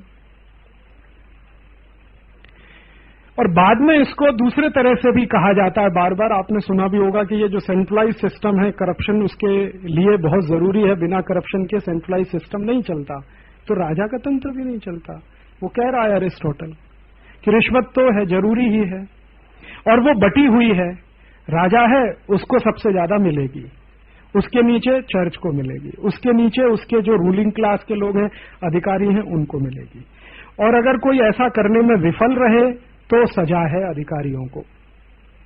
और टैक्स के सारे कानून ये आई हुई रकम का बंटवारा करने के लिए ही हैं वहां पर, जितने भी टैक्सेशन के लॉज हैं, कि रकम आ गई है लोगों से, अब उसका बंटवारा कर लो। अब देखिए एक महत्व की बात, अरिस्टोटल क्या कह रहा है और फिर बाद में नियम बनता। अरिस्टोटल ये कह रहा है कि राजा जो भी आदेश दे वो ऐसी भाषा में होना चाहिए कि गुलामों को कभी भी समझ में ना आए।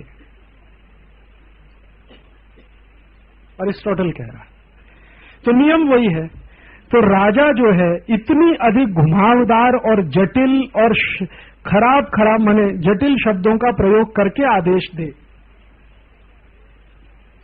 और वो आदेश ऐसा हो जो किसी भी गुलाम को समझ में ना। गुलाम में कौन है? 95% क्लास, आप ध्यान रखना। तो 95% क्लास को समझ में नहीं आए, ऐसा आदेश राजा को देना है। समझ में किसके आए? वो जो 5% उसके साथ है, उनके समझ में आए। तो थोड़ी देर पहले मैं कह रहा था ना, ये गेट एग्रीमेंट समझ में नहीं आए, तो ये बनाया ही नहीं आपके लिए, तो ये तो बनाया गया है वो 5% क्लास के लिए, जो राजा के साथ मिलकर लूटखोरी में लगा हुआ है। तो आप जब बार बार कहते हैं ना, यूरोप में जितने भी कानून बनते हैं, नियम बनते हैं, सबकी भाषा बहुत क्लिष्ट होती है, उनके शब्दों को पढ़िए तो रेटरिक ज्यादा है। एक शब्द मिलेगा नॉट विद स्टैंडिंग, जगह जगह जगह जगह जगह जगह नॉट विद स्टैंडिंग, कुछ मतलब नहीं लेकिन आएगा, क्योंकि वो उनकी परंपरा है। और ध्यान दीजिए कि ये उनकी मान्यता है कि राजा जितनी जटिल भाषा में बात करे उतना ही अच्छा है, क्योंकि समझ में नहीं आए, समझ में नहीं आए तो दूरी रहेगी, तो दूरी ही रखनी है। राजा और प्रजा मिलने नहीं चाहिए, दूर दूर रहने चाहिए। अब दूर दूर रहने के लिए अरिस्टोटल कहता है कि राजा का रहन सहन प्रजा से अलग होना चाहिए, खान पान भी अलग होना चाहिए, बोलचाल की भाषा अलग होनी चाहिए, आदेश की भाषा अलग होनी चाहिए, तंत्र बिल्कुल अलग होना चाहिए, वगैरह वगैरह, इस तरह का है। अब इसके बाद, अब जो राजा का रूलिंग क्लास है, वो क्लास अगर कुछ राजा को सुझाव दे तो राजा मानता है, लेकिन नीचे से कोई सुझाव राजा के पास नहीं आता कभी भी। रूलिंग क्लास को सुझाव दे सकता है उसी को। और ये जो अरिस्टोटल एक और बात कह रहा है कि फिजूल खर्ची तो राजा का मौलिक अधिकार है, अरिस्टोटल कह रहा है। हाँ, अरिस्टोटल कह रहा है, उसी के शब्द में, बस इतना ही है कि वो अंग्रेजी में कहा है उसने, मैंने हिंदी करके आपको सुना दी। अरिस्टोटल कह रहा है कि फिजूल खर्ची करना राजा का अधिकार है। तो आपसे टैक्स का पैसा लिया, उसको फिजूल खर्च कर रहा है, तो अधिकार है ये तो उसका। आप उसमें चुप वो नहीं कर सकते, क्वेश्चन नहीं कर सकते कि इसने हमारे टैक्स के पैसे का फिजूल खर्ची किया वगैरह। अब वो फिजूल खर्ची कैसे कर सकता है? सबसे ज्यादा फिजूल खर्ची राजा करता है दावतों में। डिनर पार्टीज होते हैं राजा के, तो डिनर पार्टीज में रूलिंग क्लास के लोगों को इनवाइट किया जाता, और एक डिनर पार्टी 7 घंटे 8 घंटे चलती है। दोपहर 2-2:30 बजे से शुरू होती है, रात 10-11 बजे तक समाप्त होती है। शराब के कई दौर चलेंगे, फिर डांस का प्रोग्राम होगा, फिर ये होगा, फिर वो होगा, फिर थोड़ा खाना खाएंगे, फिर शराब पिएंगे, ऐसे 6-7 घंटे की उनके यहाँ डिनर पार्टी है। और औसतन हर राजा सप्ताह में 1 दिन या सप्ताह में 2 दिन डिनर पार्टी करता है, उसमें उसका सबसे ज्यादा खर्चा होता है। दूसरा, कभी अपने मनोरंजन के लिए कुछ करता है तो उसमें खर्च होता है। तीसरा, उसके गुलामों पे सबसे ज्यादा खर्च होता है, जो उसने गुलाम पाले हुए हैं। तो टैक्स के पैसे का खर्चा इस तरह से होता है। राजा के साथ जो रूलिंग क्लास है उसमें जमींदार वगैरह भी है। तो ये जो जमींदारी प्रथा है ये तो यूरोप से भारत में आई है। भारत में कभी जमींदारी नहीं रही है। यूरोप के संपर्क में आने के बाद इस देश में जमींदारी शुरू हुई है। राजा का जन्मदिन बहुत भव्य पैमाने पर मनाया जाता है, राजा का, रानी का कभी भी नहीं। इस बात का ध्यान दें, रानी का कभी भी नहीं, राजा का ही जन्मदिन मनाया जाएगा, बहुत भव्य पैमाने पर मनाया जाएगा और उसमें बहुत सारे पैसे वैसे खर्च होंगे। अब अंत में राजा जब मरेगा उसके समय का एक दो वर्णन करता हूं। राजा अगर मरेगा तो उसकी यात्रा वात्रा निकलेगी, डेड बॉडी निकाली जाएगी वगैरह, और उसके लिए स्मारक बनाया जाएगा। जहां उसको दफन करेंगे वहां स्मारक बनेगा। स्मारक बनेगा, वहां पर बड़े बड़े उसके मूर्ति स्टैच्यूज लगाए जाएंगे, उसमें पत्थर लगाए जाएंगे, उस पर एनग्रेव माने कार्विंग किया जाएगा और उसमें लिखा जाएगा कि ये राजा था, इस दिन पैदा हुआ, इस दिन मरा, इतने दिन इसने शासन किया, इतने मजदूरों को उसने ऐसी सजा दी, उतने मजदूरों को ऐसी सजा दी, इतने गुलामों को ऐसे मारा, उतने को ऐसे मारा, इसकी 40 पत्नियां थीं या 50 पत्नियां थीं, इसके 100 बच्चे थे, सब लावारिस थे, ये सब उस पर लिखा जाएगा। पूरा लाइफ हिस्ट्री लिखा जाएगा। कहां पर? जो उसका स्मारक है, जहां पर उसको दफन किया गया है। तो आपने सिमेट्रीज देखी, हर एक सिमेट्री में आपने देखा वो एक पत्थर लगा रहता है, वो नकल वही है। उस पत्थर पे यहां तो थोड़ा छोटा हो गया क्योंकि हिंदुस्तान में आते आते कुछ तो भारतीयता आ जाती है ना, लेकिन यूरोप में आप जाएंगे और वहां की सिमेट्रीज को देखेंगे तो विशाल विशाल पत्थर है, उस पे सब लिखा हुआ है। फलाना राजा था, इस दिन पैदा हुआ, इस दिन मरा, इतने गुलाम थे, इतनी पत्नियां थी, इतने नौकर थे, इतने चाकर थे, इतने लोगों को डेथ का सजा दिया, इतने को ऐसे मारा, उतने को ऐसे पीटा, इतनी बार उसने मनोरंजन किया, इतनी बार नहीं किया, वगैरह वगैरह, सब डिटेल हिस्ट्री लिखा जाएगा। उसी को स्मारक कहते हैं। और हमने, ये मूर्खों ने, हमने भी नकल कर लिया स्मारक बनाने का उन्हीं से। ये जो बनाए जाते हैं ना स्मारक हिंदुस्तान में, तो ये जवाहरलाल नेहरू का स्मारक है, तो सरदार पटेल का स्मारक है, तो ये तो हिंदुस्तानी थोड़ी है परंपरा, ये तो यूरोप से आई हुई है। भगवान राम का कहीं स्मारक देखा आपने? मंदिर देखा होगा, स्मारक नहीं बनते हमारे यहाँ। कृष्ण का भी नहीं देखा होगा, युधिष्ठिर दुर्योधन का नहीं मिलेगा, अर्जुन का नहीं मिलेगा, लेकिन जवाहरलाल नेहरू का मिलेगा। हाँ, जरूर मिलेगा। सरदार पटेल का भी मिल जाएगा। अब तो महात्मा गांधी के भी स्मारक बना दिए हैं सब लोगों ने। हालांकि गांधी जी मरने के पहले ये कह गए थे, लेकिन माना नहीं ये गांधी जी की बात को, वो कभी भी इस स्मारक के समर्थन में नहीं रहे, लेकिन बना दिए हैं। अब गली चौराहे पे स्मारक बनते हैं, तो अब तक मरने पे बनते थे, अब बिना मरे भी लोगों ने बनवाने शुरू कर दिए कि पता नहीं मेरे मरने के बाद बनाया कि नहीं बनाया। हर मोहल्ले का एक छुटभैया नेता अपना स्मारक बना के चला जाता है और फिर सड़क उसके नाम से होनी चाहिए। ये यूरोप की परंपरा। अभी मैं आ रहा हूं। यूरोप की सारी गलियां, सारी सड़कें रूलिंग क्लास के लोगों के नाम पर हैं। तो यहां भी वही है। जवाहरलाल नेहरू मार्ग, सरदार पटेल मार्ग, ये मार्ग, वो मार्ग, अच्युतानंद मिश्र मार्ग, अंबेडकर मार्ग, तो फलाना मार्ग, तो ढिमाका मार्ग, ये तो वहां से आया हुआ है। स्मारक वहां बनाए जाएंगे, मार्ग वहां बनाया जाएगा, और फिर उन स्मारकों और मार्गों के नजदीक कुछ घर बनाए जाएंगे जहां पर कोई आ सके, देख सके, रह सके, ठहर सके, वगैरह वगैरह।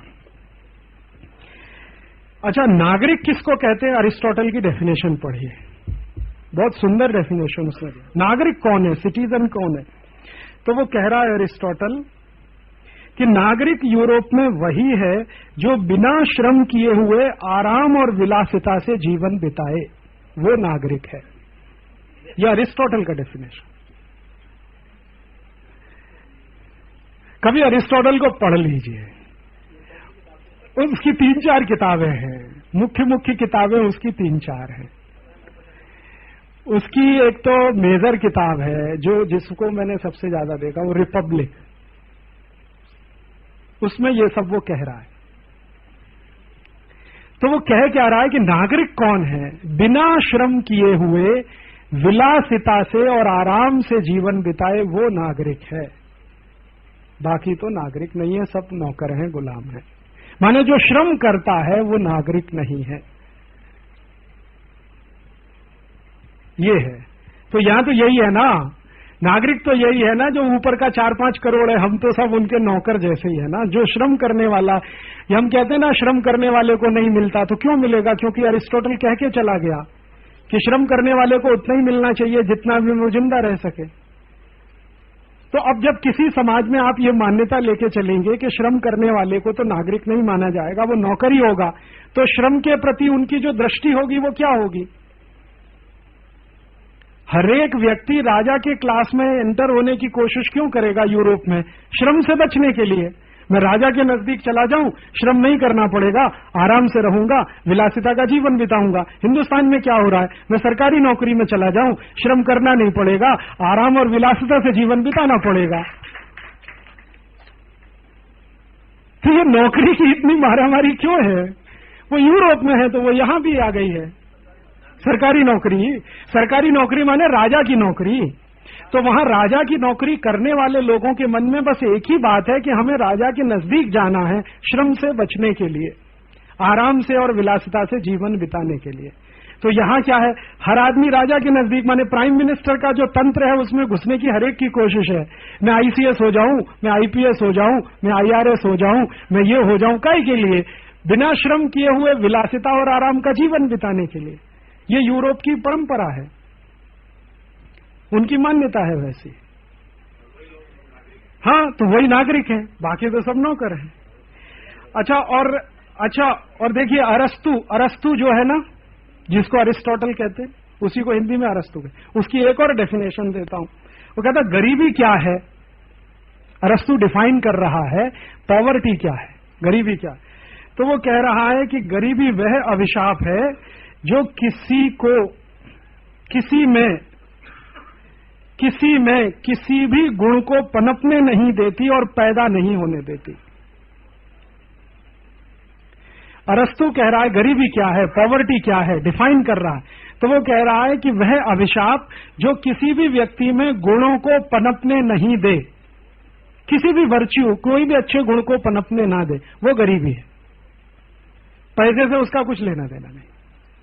गरीबी वो है जो आप में गुणों को पनपने ना दे। और गुण क्या होते हैं? आगे डिफाइन करता है कि राजा जो करता है वो सब सद्गुण है और प्रजा जो करे वो सब अवगुण है। माने राजा ने वैश्यावृत्ति किया है तो वो सद्गुण है, लेकिन वही काम अगर नागरिक करेगा तो वो अवगुण है। राजा ने छेड़खानी किया है तो वो सद्गुण है, लेकिन साधारण आदमी करेगा तो अवगुण है। राजा ने किसी के साथ बलात्कार किया है तो सद्गुण है, आम आदमी करेगा तो अवगुण है। और राजा ये सब करे तो उसको सजा कौन दे? क्योंकि वो तो राजा है। और राजा को अरस्तु कहता है कि वो भगवान का प्रतिनिधि है। हाँ, ईश्वर का प्रतिनिधि है राजा।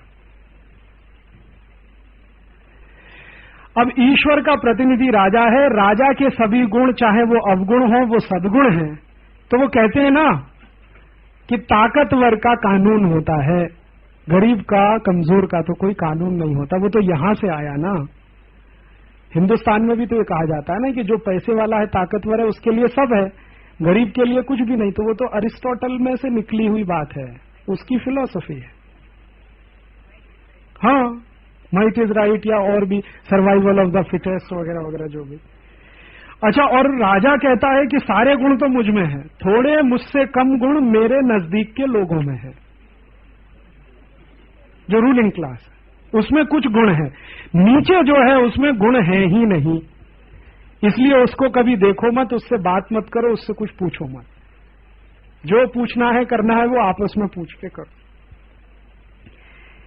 अच्छा, संपत्ति खरीदने का अधिकार यूरोप में सिर्फ उन्हीं को है जो राजा के नजदीक है। मैंने आपसे कहा गुलामों को न जमीन खरीदने का अधिकार, न मकान बनाने का अधिकार, न, सारे के सारे गुलाम किराए पे रह सकते हैं, घर नहीं बना सकते। और आज भी यूरोप में आप जाएंगे तो उनकी 70% 80% पॉपुलेशन किराए के घर में ही रहती है, अमेरिका में भी और यूरोप में आज भी, 21st सेंचुरी में आज भी, और 2000 साल पहले भी यही है। तो किराए के घरों में रहती है मेजॉरिटी पॉपुलेशन। धर्मपाल जी के 3 बच्चे बच्चियां यूरोप में हैं, 2 बेटी 1 बेटा। तो मैंने पूछ लिया एक दिन कि क्या है, क्योंकि गुलामों की तरह रहते हैं। मैंने कहा क्या मतलब, कि सब किराए के घर में रहते हैं, किसी का अपना घर नहीं है। उनकी बड़ी बेटी के पास भी अपना घर नहीं है, छोटी बेटी के पास भी नहीं है, बेटे के पास भी नहीं। तो ये किराए के घर में ही रहेंगे आप अगर गुलाम के क्लास से आए हैं।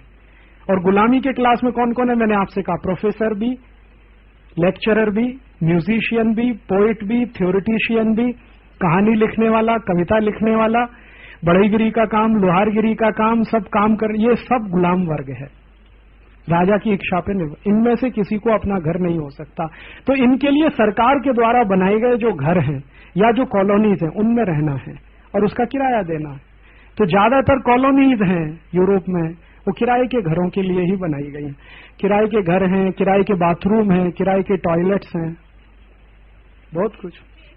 हाँ, एक समान इसीलिए है ना, एक रूपता यूरोप में इतनी ज्यादा है कि फ्रांस से जर्मनी चले जाइए, जर्मनी से हॉलैंड चले जाइए, हॉलैंड से कहीं और चले जाइए, कुछ लगता ही नहीं है कि आप कोई दूसरे देश में आ गए, जब तक कि बात ना करें किसी से।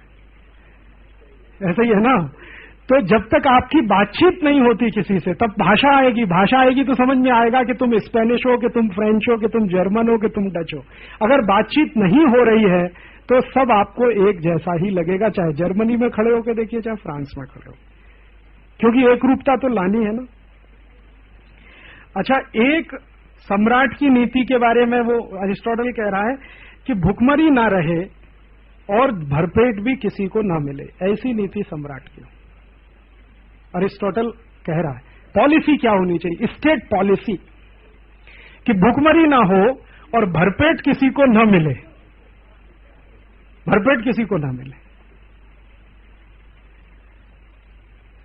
फिर जो छोटे छोटे दुकानदार हैं, व्यापारी हैं, वो सब ये गुलाम वर्ग से हैं और उनको अपने आय का एक हिस्सा राजा को देना है, जिसको बाद में टैक्स कहा गया है।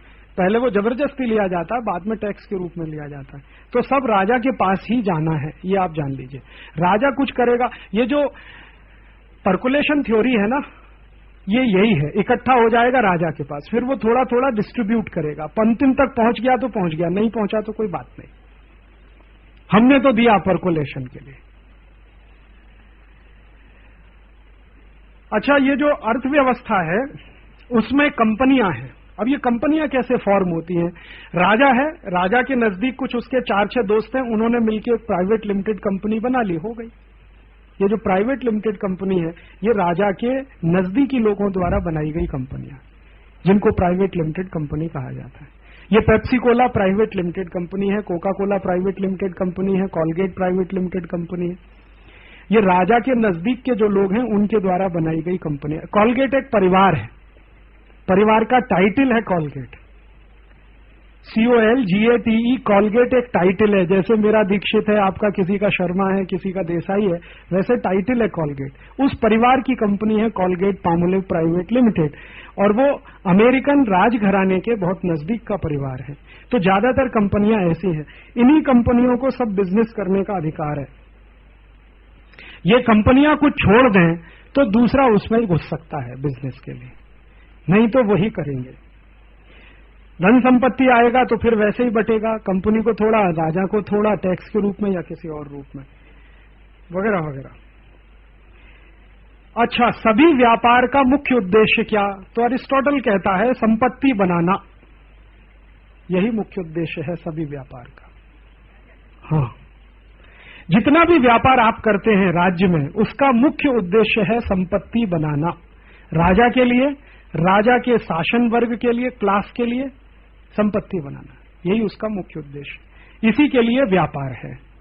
तो ये जो व्यापार का एग्रीमेंट है, गेट, ये भी यही है। अब राजा का माने अमेरिकन पार्लियामेंट या यूरोपियन पार्लियामेंट, जिसको कॉमन यूरोपियन पार्लियामेंट, उनके लिए संपत्ति बनाना, यही इसका मुख्य उद्देश्य है पूरे के पूरे गेट एग्रीमेंट का। तो ये सिलसिला ऐसे चला आता है, बहुत साल से चला आ रहा है। सूदखोरी को अरिस्टोटल ने सबसे ऊंचा काम कहा है, सबसे ऊंचा, ब्याजखोरी। अरिस्टोटल के अनुसार सूदखोरी, ब्याजखोरी सबसे ऊंचा कार्य है। और वो चूंकि सबसे ऊंचा कार्य है तो फिर उसी में से बैंकिंग सेक्टर निकला है। तो अमेरिका में बैंकिंग सेक्टर की बड़ी इज्जत है, क्योंकि वो अरिस्टोटल के कहे अनुसार सबसे ऊंचा काम कर रहे हैं, इसलिए बहुत इज्जत है उनकी। तो वो कहता है कि ये सूदखोरी सबसे ऊंचा कार्य है, और ये काम करने वाले समाज में जो भी लोग हैं वो बहुत ऊंचे लोग हैं। और वहां क्या होता है कि अभिजात्य वर्ग माने ये जो रूलिंग क्लास है, रूलिंग क्लास को सूदखोर होना ही चाहिए अरिस्टोटल के अनुसार। उसको सूदखोर होना ही चाहिए, माने उसको हमेशा कर्ज देना ही चाहिए, ब्याज लेना ही चाहिए रूलिंग क्लास को। तो यही कर रहा है रूलिंग क्लास पूरा का पूरा, कि ये पैसा इकट्ठा हुआ, वो पैसे को ब्याज पे बांटा, फिर उनसे ब्याज लिया, फिर उसमें से पैसा बना तो फिर और को बांटा, फिर और को बांटा। इस तरीके से साधारण आदमी कर्जे में है, रूलिंग क्लास के पास सरप्लस कैपिटल है।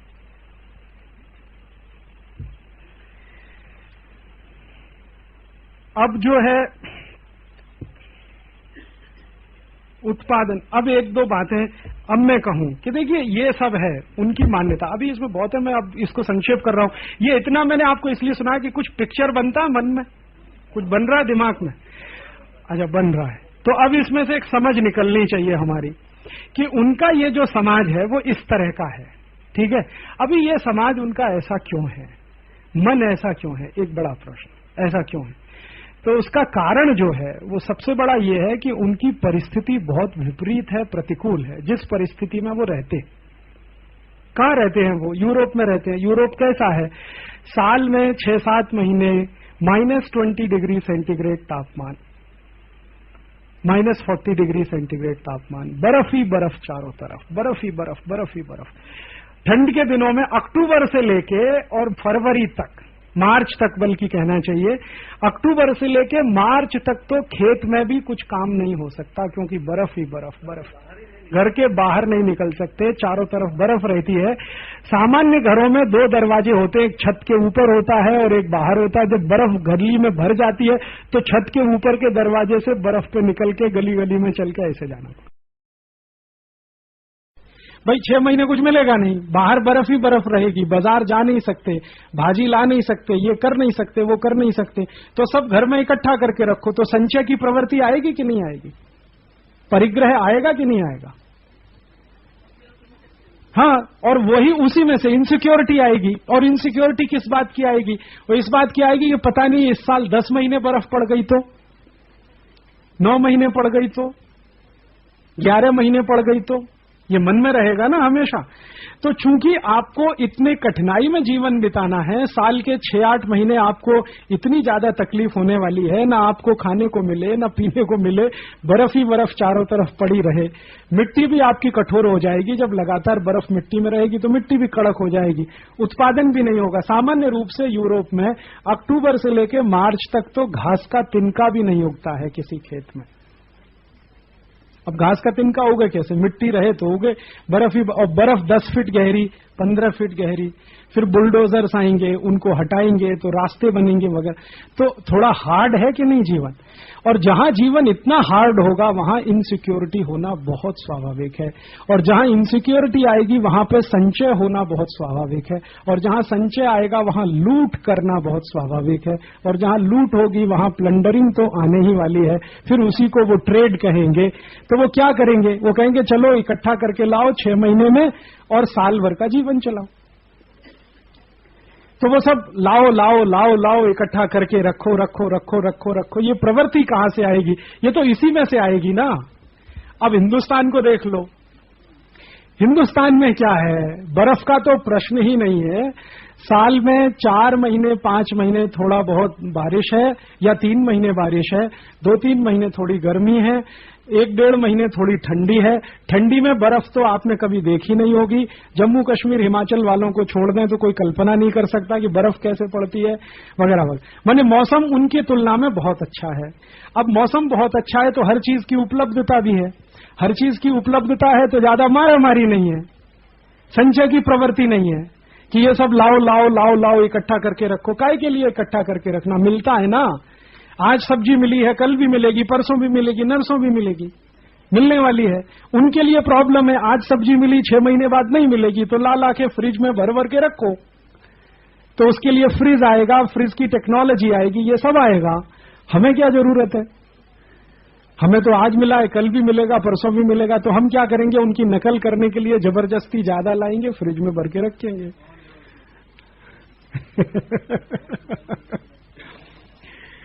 तो ये जो बनेगा पूरा तंत्र, देखिए जैसी परिस्थिति होती है वैसा व्यक्ति का स्वभाव होता है, जैसा स्वभाव होता है उस अनुपात से मन काम करता है। मन जिस विचार में रमता है उसी तरह की व्यवस्थाएं बनाता है। उन व्यवस्थाओं में लूटमारी भी हो सकती है, मारामारी भी हो सकती है, कुछ भी हो सकता है।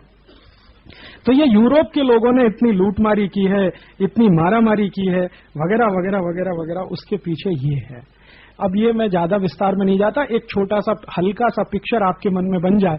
ज्यादा तो जब आप ये किताब पढ़ेंगे तो और विस्तार से आपको इसमें मिलेगा।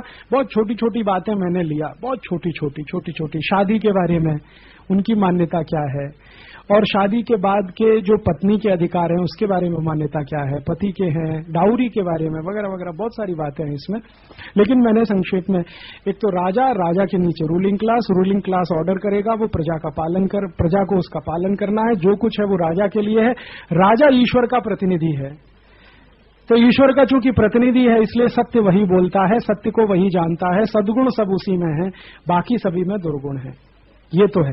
अब ये सारी मान्यता कहां से निकली है, वो एक पॉइंट बहुत बहुत बहुत बहुत सोचकर धर्मपाल जी से चर्चा कर करके निकला। वो ये है कि यूरोप में एक तो ये परिस्थिति ऐसी है, बहुत ठंडी का, बहुत तकलीफ का, बहुत परेशानी का।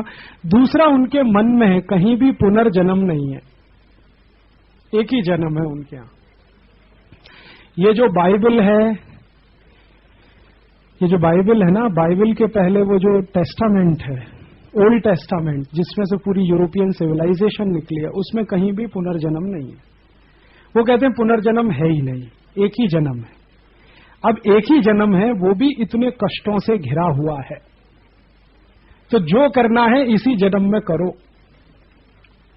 आगे कुछ है नहीं आपके पास करने के लिए। तो हमेशा असंतोष रहने वाला है, टेंशन भी रहने वाला है। कल धर्मपाल जी कह रहे थे ना कि टेंशन ही उनका सबसे बड़ा इंजन है। अगर यूरोप में टेंशन न रहे तो यूरोप तो मर जाए। कल उन्होंने कहा ना, वो बात यही है। क्योंकि जब जीवन एक जीवन है तो उस एक जीवन में ही सब करना है। अब जब आपको एक जीवन में ही सब करना है, वो 60 साल का या 100 साल का, तो असंतोष रहने वाला है कि नहीं रहने वाला? वो तो स्वाभाविक है। और जब आप हिंदुस्तान की बात करें, यहां तो पुनर्जन्म है, और पुनर्जन्म में भी 84 लाख जन्म है, तो यहां तो संतोष ही संतोष रहने वाला है। संतोष इतना कि क्या जरूरी है, इसी जन्म में होगा, अगले जन्म में कर लेंगे। एक बार मेरी दादी माँ से मैंने ये सब कहा। मेरी दादी माँ का अब स्वर्गवास हो गया। वो कहती थी, तू इतना भागा दौड़ी क्यों करता है, आज यहाँ कल वहां, फिर आगरा, फिर बनारस चला गया, फिर वहां केरल चला गया। वो मैं बताता था, पूछती थी कहाँ गया, तो मैंने बताया इतने दिन में इतनी जगह गया, उतने दिन। तो काय को इतना भागा भागी करता है? मैंने कहा कुछ काम करना है। कि क्या सब इसी जन्म में करना है? अगला जन्म भी तो है, थोड़ा शांति से बैठ। तो ये है भारतीय मानस कि तुम थोड़ा शांति से बैठो भाई, थोड़ा शांति से खाओ। हम हर एक काम में शांति शांति। कोई भी आप पूछो, भाई शांति से खाओ, शांति से बैठो, शांति से बात करो, शांति से ये करो, शांति से वो करो, जल्दबाजी में कुछ मत करो। क्योंकि एक ही जन्म नहीं है, 84 लाख जन्म है, सब यही जन्म में नहीं करना है, अगले जन्म में भी करना है। तो हमारा मन तो ऐसे चलने वाला है। तो जब जहां सब शांति शांति है, शांति, तो वहां गति भी धीमी होगी ना। अब हम इस बात को दुखी होते हैं कि कोई बैलगाड़ी चलाने वाला आराम आराम से बैलगाड़ी लेके जा रहा। अब हम उसमें लगे कि भाई तुम ट्रक में क्यों नहीं ले जाते, हवाई जहाज से क्यों नहीं ले जाते? तो पूछेगा काहे के लिए करना? मैं तो शांति के लिए करता हूं। तो शांति तो इसी में है कि धीरे धीरे बैलगाड़ी से मेरा माल पहुंच जाए एक जगह से दूसरे, उसको कुछ भागा भागी नहीं पड़ी है। तो भारतीय मानस जो है वो इस तरह से फंक्शन करता है, यूरोप का मानस एक दूसरे तरह से फंक्शन करता है। उनको हर चीज की जल्दी है, उनको हर चीज में तकलीफ भी है, परेशानियां भी है। वो परेशानी तकलीफों में से उनकी व्यवस्था निकली है, उसी व्यवस्था में से उनका ट्रेड निकला है, प्लंडरिंग निकली है, उसी में से पार्लियामेंट्री डेमोक्रेसी निकली है, वगैरह वगैरह ये सब निकला है। तो ये भारत है। हमारा अपना है वो यूरोप है। अब यहाँ काफी कुछ तो शर्मा जी ने उस दिन कहा है कि यहाँ क्या होता है, यहाँ राजा नहीं है कुछ खास, भारत में राजा का कुछ महत्व नहीं है। आपने वो तुलसीदास का पढ़ा है ना, कोई नृप होए हमें कहानी, है ना, राजा कोई हो हमको कुछ लेना देना नहीं, क्योंकि राजा का कुछ है नहीं इस देश में, मुख्य तो प्रजा का है। और प्रजा का इतना मुख्य है कि प्रजा की कोई ओपिनियन है तो राजा उसको ना नहीं कह सकता। अब रामचंद्र जी पूछ रहे हैं कि मेरे बारे में लोग क्या कह रहे हैं, तो कहते हैं आपके बारे में तो बड़ी खराब बात कह रहे हैं, सीता जी के बारे में कह रहे हैं, तो चलो वनगमन दे दो, कितनी खराब बात कह रहे हैं मेरे बारे में। तो राजा को चिंता है कि जनता मेरे बारे में क्या कह रही है। यहां को क्या चिंता होने वाली है, कुछ भी करे प्रजा, राजा को कोई चिंता होने वाली है यूरोप में। आप जुलूस निकालो, धरना करो, प्रदर्शन करो, जिंदाबाद करो, मुर्दाबाद करो, ये करो, राजा को कोई मतलब नहीं है प्रजा से। लेकिन यहां क्या है, अगर प्रजा राजा के विरुद्ध है तो राजा को कुर्सी छोड़नी पड़ेगी। हिंदुस्तान में ज्यादातर राजाओं को प्रजा ने गद्दी से उतारा है, ज्यादातर राजाओं, या तो साधु संतों ने उतार दिया या प्रजा ने उतार दिया। तो यहां राजा की हैसियत कुछ खास नहीं है, हैसियत जो है वो प्रजा की है, और प्रजा में भी जो समूह है उनकी हैसियत है। हिंदुस्तान के बारे में अभी एंथ्रोपोलॉजिकल सर्वे हुआ है जिसमें यह कहा गया है कि संपूर्ण भारत में 4,500 समूह हैं।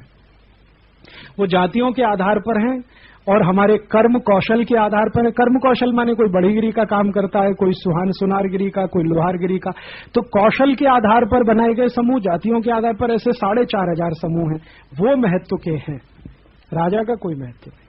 तो यहां राजा बिल्कुल महत्वपूर्ण नहीं है, वहां राजा ही सबसे ज्यादा महत्वपूर्ण है। यहां प्रजा नियम कायदे कानून बनाएगी, वहां राजा नियम कायदे कानून बनाएगा। वहां राजा बनाकर प्रजा पर ला देगा, यहां प्रजा तय करेगी, वो राजा को मानना पड़ेगा। तो डेमोक्रेसी यहां ज्यादा है या वहां ज्यादा है? यहां ज्यादा है। तो अपने को उसी डेमोक्रेसी की बात करनी है जिसको ग्राम स्वराज्य कहते हैं, ग्राम गणतंत्र कहते हैं, जो भी कहते हैं वो यही है कि हाँ जो होगा वो राजा नहीं प्रजा करने वाली है, गांव के समूह करने वाले हैं, गांव के लोग तय करने वाले हैं। राजा को सूचना भर दी जाएगी कि हमने तो ऐसा तय कर लिया है। और यहां टैक्स लेने का भी ज्यादा अधिकार नहीं है राजा को। चाणक्य तो कहता है 5% से ज्यादा नहीं ले सकते। और यहां तो क्या है, टोटल राजा ही के पास है, 25% उसकी पर्सनल पॉकेट में, 25% चर्च में, 50% उसके नीचे के कर्मचारियों को, जनता को तो कुछ नहीं। यहां तो चाणक्य कहता है कि 5% भी बहुत अधिक है टैक्स लेना। तो यहां टैक्स इकट्ठा होकर राजा के पास नहीं जाता, वहां सब कुछ इकट्ठा होकर राजा के पास जाता है। फिर राजा चाहे तो डिस्ट्रीब्यूट करे। यहां आज भी हम इकट्ठा करके प्राइम मिनिस्टर को दे रहे हैं, वो चाहे तो डिस्ट्रीब्यूट करे। तो आप में और यूरोप में फर्क क्या है? सिस्टम हमारा वही है जो यूरोप में था, आत्मा वही है हमारे देश में, यूरोप वाली ही है। ये क्या फर्क पड़ता है कि अटल बिहारी चला रहे हैं उसको या सोनिया गांधी चला रही है? समझ में आ रहा है आपको बात? अब हमारा कोई कार्यकर्ता ये प्रश्न न करे कि सोनिया गांधी आ जाएगी तो बहुत अच्छा होगा, या अटल बिहारी चले जाएंगे तो बहुत अच्छा होगा, या अडवाणी आ जाएंगे तो बहुत अच्छा। कुछ फर्क नहीं है, अटल बिहारी रहे, सोनिया गांधी रहे, या कोई और दूसरा चला जाए। अगर वो तंत्र वैसा ही है जैसे राजा वाला यूरोप में है, तो ये तो यही करने वाला है, नीचे से ले लो और उसको ऊपर रख लो। अब इस पूरे तंत्र को बदलना है, इसी में से हमारे लिए काम बनेगा।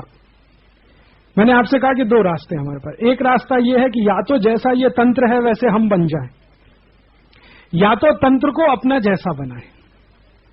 अब सरल क्या है, तंत्र को अपने जैसा बना लें, ये ज्यादा सरल है। हम तंत्र जैसे नहीं हो सकते, अगर होंगे तो ये सब करना पड़ेगा। हाँ, गुलाम बनना पड़ेगा, पत्नी के साथ ऐसा दुर्व्यवहार करना पड़ेगा जैसे यूरोप में होता, बच्चों के साथ ऐसा दुर्व्यवहार करना पड़ेगा, आपके संबंध तोड़ने पड़ेंगे, संबंध पूरे आपके राजा के साथ गुलामी के ही रहेंगे, आपके आपस के कोई संबंध नहीं रहेंगे। आप बिना राजा की अनुमति के हंस नहीं सकते, बिना राजा की अनुमति के रो नहीं सकते, वगैरह वगैरह, यही सब होगा ना। आप ऐसा बन सकते हैं तो मुझे कोई आपत्ति नहीं, बन जाइए। हम तो पूरी कोशिश करके अपने को या तो यूरोपियन बना लें और या तो अपने सिस्टम को इंडियन बना लें, तीसरा तो कोई विकल्प नहीं। तो आप जैसा मानते हैं मुझे भी वही लगता है कि ये सिस्टम को भारतीय बना लेना ये ज्यादा अच्छा है बनिस्बत की हम वैसे हो जाएं। अब ये सिस्टम को भारतीय बना लेना तो इसमें अब भारतीयता कहां आएगी? तो भारतीयता आप समझ में आनी चाहिए। अंग्रेजियत क्या है? पूरा टैक्स इकट्ठा होकर राजा के पास चला जाना, ये अंग्रेजियत है। और पूरा टैक्स नीचे का नीचे ही रहना, ये भारतीयता है। समझ में आ गया? तो अपने को हिंदुस्तान में ऐसा टैक्सेशन सिस्टम चाहिए जिसमें मैक्सिमम टैक्स लोगों के हाथ में रहे, राजा के हाथ में मिनिमम जाए, तब तो भारतीयता है। अब इसी को हासिल करने के लिए हमें संघर्ष करना है, या लड़ाई लड़नी है, या विद्रोह करना है, जो कहना आंदोलन करना है, जो भी करना है वो इसके लिए करना है कि हमारा ये जो राजा वाला टैक्सेशन सिस्टम है, जिसको पार्लियामेंट्री डेमोक्रेसी हम कह रहे हैं, उसको बदलकर नीचे के लोगों के हाथ में पूरा टैक्स सिस्टम रहे, ऐसी व्यवस्था। अब इसको क्या नाम देंगे वो महत्व का नहीं है, कुछ नाम दे दो, पार्टिसिपेटरी डेमोक्रेसी कह दो, ग्राम स्वराज्य कह दो, ग्राम गणतंत्र कह दो, शब्दों में मत जाओ। मूल क्या है, अर्थ उसके लिए वो ये है कि हमें ये टैक्सेशन सिस्टम नहीं चाहिए। हमें कैसा चाहिए? जिसमें ज्यादा से ज्यादा पैसा लोगों के हाथ में रहे, लोग खर्च करें, राजा को थोड़ा सा मिल जाए। चाणक्य 5% कहता है, हम 10% कर दें, बहुत अधिक तो 20%, इससे ज्यादा की जरूरत। तो आजादी बचाओ आंदोलन का अब काम क्या है? आजादी बचाओ आंदोलन का काम यह है कि अंग्रेजियत की व्यवस्था को भारतीय बनाना। हमारा जो स्लोगन है ना, भारतीय व्यवस्थाओं को भारतीय बनाना, अब वो स्लोगन आपको समझ में आएगा कि अभी तक हमारी व्यवस्था भारतीय नहीं है, अंग्रेजियत वाली है, उसको भारतीय बनाना। तो उसमें से एक व्यवस्था ये कि हम टैक्सेशन को बदल दें। दूसरी व्यवस्था क्या? ये शिक्षण तंत्र बदल दें, ये जो कॉन्वेंट एजुकेशन सिस्टम।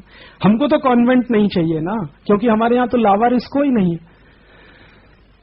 हिंदुस्तान में तो कोई लावारिस नहीं है। जिसके माँ बाप मर गए हैं उसके मौसी मौसा है, मामा मामी है, बुआ फूफी है, चाचा चाची है, काका काकी है, ताऊ ताई है, कोई तो है, ऐसा तो कोई नहीं है। और कोई नहीं है तो किसी ने अडॉप्ट कर लिया है कि चलो ये मेरी लड़की हो गई, ये मेरा लड़का हो गया, ये मेरा भतीजा हो गया, ये मेरा भांजा हो गया। अब यहां तो कोई लावारिस है नहीं, तो हमें कॉन्वेंट क्यों चलाने चाहिए? उसकी कोई जरूरत नहीं। उनको कॉन्वेंट चलाने की जरूरत है क्योंकि वहां सब लावारिस हैं। यहां कॉन्वेंट की जरूरत नहीं, यहां की कोई लावारिस नहीं है। तो हमें ऐसे स्कूल्स चलाने हैं जो कॉन्वेंट नहीं होंगे। ऐसा टैक्सेशन सिस्टम चलाना है जिसमें पैसा नीचे से ऊपर नहीं जाएगा, नीचे का नीचे ही रहेगा। सरकार कैसी चलानी है? सरकार ऐसी चलानी है जिसमें राजा फैसला ना करे, राजा नियम कानून ना बनाए, प्रजा फैसला करे, प्रजा नियम कानून बनाए, राजा को सूचना दे दी जाए कि हमने ये फैसला किया है। अब सेवाग्राम में हम बैठे हैं, पड़ोस के कोई गांव से हमें कोई संबंध बनाना हमने तय कर लिया और राजा को बता दिया कि देखो जी हमने तय कर लिया। दो गांव ने आपस में एग्रीमेंट कर लिया, राजा को सूचना हो गई, बात खत्म हो गई। ये नहीं कि राजा तय करे और फिर हम उसके बाद दो गांवों के आपस में कोई संबंध बनाए या एग्रीमेंट करें, ये नहीं। क्योंकि अगर हम वैसा करेंगे सब कुछ दिल्ली में तय होगा तो इसमें और यूरोपियन सिस्टम में कोई फर्क नहीं। लेकिन सब कुछ गांव में तय होने लगेगा, तहसील में, जिले में, तो ये तंत्र बदलेगा। तो शिक्षा कैसी बनानी है, टैक्सेशन सिस्टम कैसा बनाना है, राज्य व्यवस्था कैसी बनानी है, कुछ कुछ समझ में आया।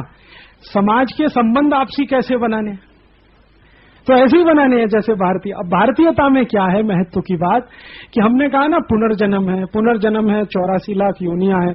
अब ये जो 84 लाख योनियां, इसका अर्थ क्या है? इसका अर्थ है 84 लाख किस्म के जीव जंतु हैं। अब उनमें से किसी भी में आप जा सकते हैं। मनुष्य हो गए, अगली बार चींटी हो सकते हैं, मक्खी मच्छर कुछ भी हो सकते हैं, ठीक है। तो आत्मा समान है, ये मान्यता है। महत्व की जो बड़ी मान्यता है हिंदुस्तान की वो ये है कि पुनर्जन्म है, पुनर्जन्म में इतनी सारी योनियां हैं, इतनी योनियों में हमें कहीं भी जन्म मिल सकता है। आत्मा सबकी एक जैसी है, शरीर का कोई अर्थ नहीं है, आत्मा महत्व की है और आत्मा समान है। जब आत्मा समान है तो संबंध भी समान है। अब आपके जब संबंध समान है तो उसमें आपको क्या करने की जरूरत है? तो समानता के संबंध बने, वही करने की जरूरत है ना। तो जब आप परिवार में, परिवार के बाहर पड़ोस में, पड़ोस के बाहर गली में, मोहल्ले में समानता के संबंध स्थापित करना शुरू करेंगे तो आप भारतीय हो जाएंगे और यूरोपियन स्टाइल में जाएंगे तो विदेशी हो जाएंगे। माने हम गांव में किसी से संबंध ही न रखे, हम माने हम तो बड़े हैं वो तो छोटे हैं, तो आप तो अंग्रेजियत वाले हैं। लेकिन आप गांव में सबसे संबंध रखते हैं, समानता के स्तर पे बात करते हैं। इससे कोई फर्क नहीं पड़ता कि किसी के पास कपड़े कम है, किसी के पास ज्यादा है, संपत्ति किसी के पास ज्यादा है, किसी के पास कम है, लेकिन संबंध बराबरी के हैं। और वो संबंध बराबरी के कैसे हैं? जब मैं पहले दिन कहानी सुना रहा था, आप में से कुछ लोग थे, कुछ लोग नहीं थे।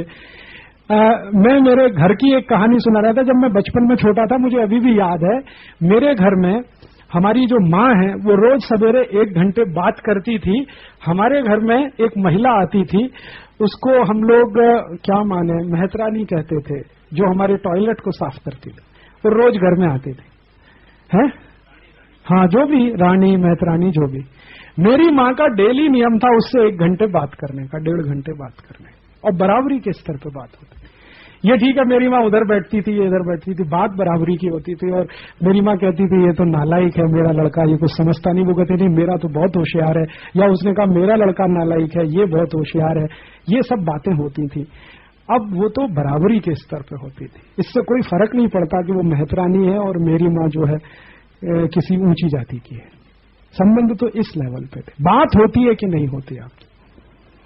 ऐसे ही हमारे घर में मुझे अभी भी याद है, सब्जी बेचने के लिए एक महिला आती थी, तो सब्जी तो वो 250 ग्राम टमाटर ही देती थी, लेकिन 1.5 घंटे बात करके जाती थी। 250 ग्राम टमाटर दे दिया या आधा किलो पालक ले लिया, इससे ज्यादा किया 1-8 किलो आलू वालू ले लिया, क्योंकि रोज आती थी तो ज्यादा लेने का कोई अर्थ नहीं है। सुबह भी आती थी, शाम को भी आती थी, लेकिन उसके साथ जो 1-1.5 घंटे की बात होती थी वो तो बराबरी के स्तर पर होती थी। अपने सुख दुख की वो कहती थी, मेरे घर की बात वो जानती थी, उसके घर की बात हम लोग जानते थे। जब हम अपने सुख दुख की बात किसी से शेयर करें तो वो तभी संभव है जब हम उसको बराबर का माने, अदरवाइज नहीं होता ये कभी भी। जब आप किसी को अपने बराबर का मानते हैं तभी आप उसके साथ शेयरिंग करते हैं अपने सुख दुख की। जब आप अपने के बराबर का किसी को नहीं मानते, आप कभी भी शेयर नहीं करेंगे अपने सुख दुख की। तो हमारे यहाँ ये जो बराबरी के संबंध हैं, समानता है, तो यहां सोशलिज्म की जरूरत क्या है, ये मेरे समझ में नहीं आता।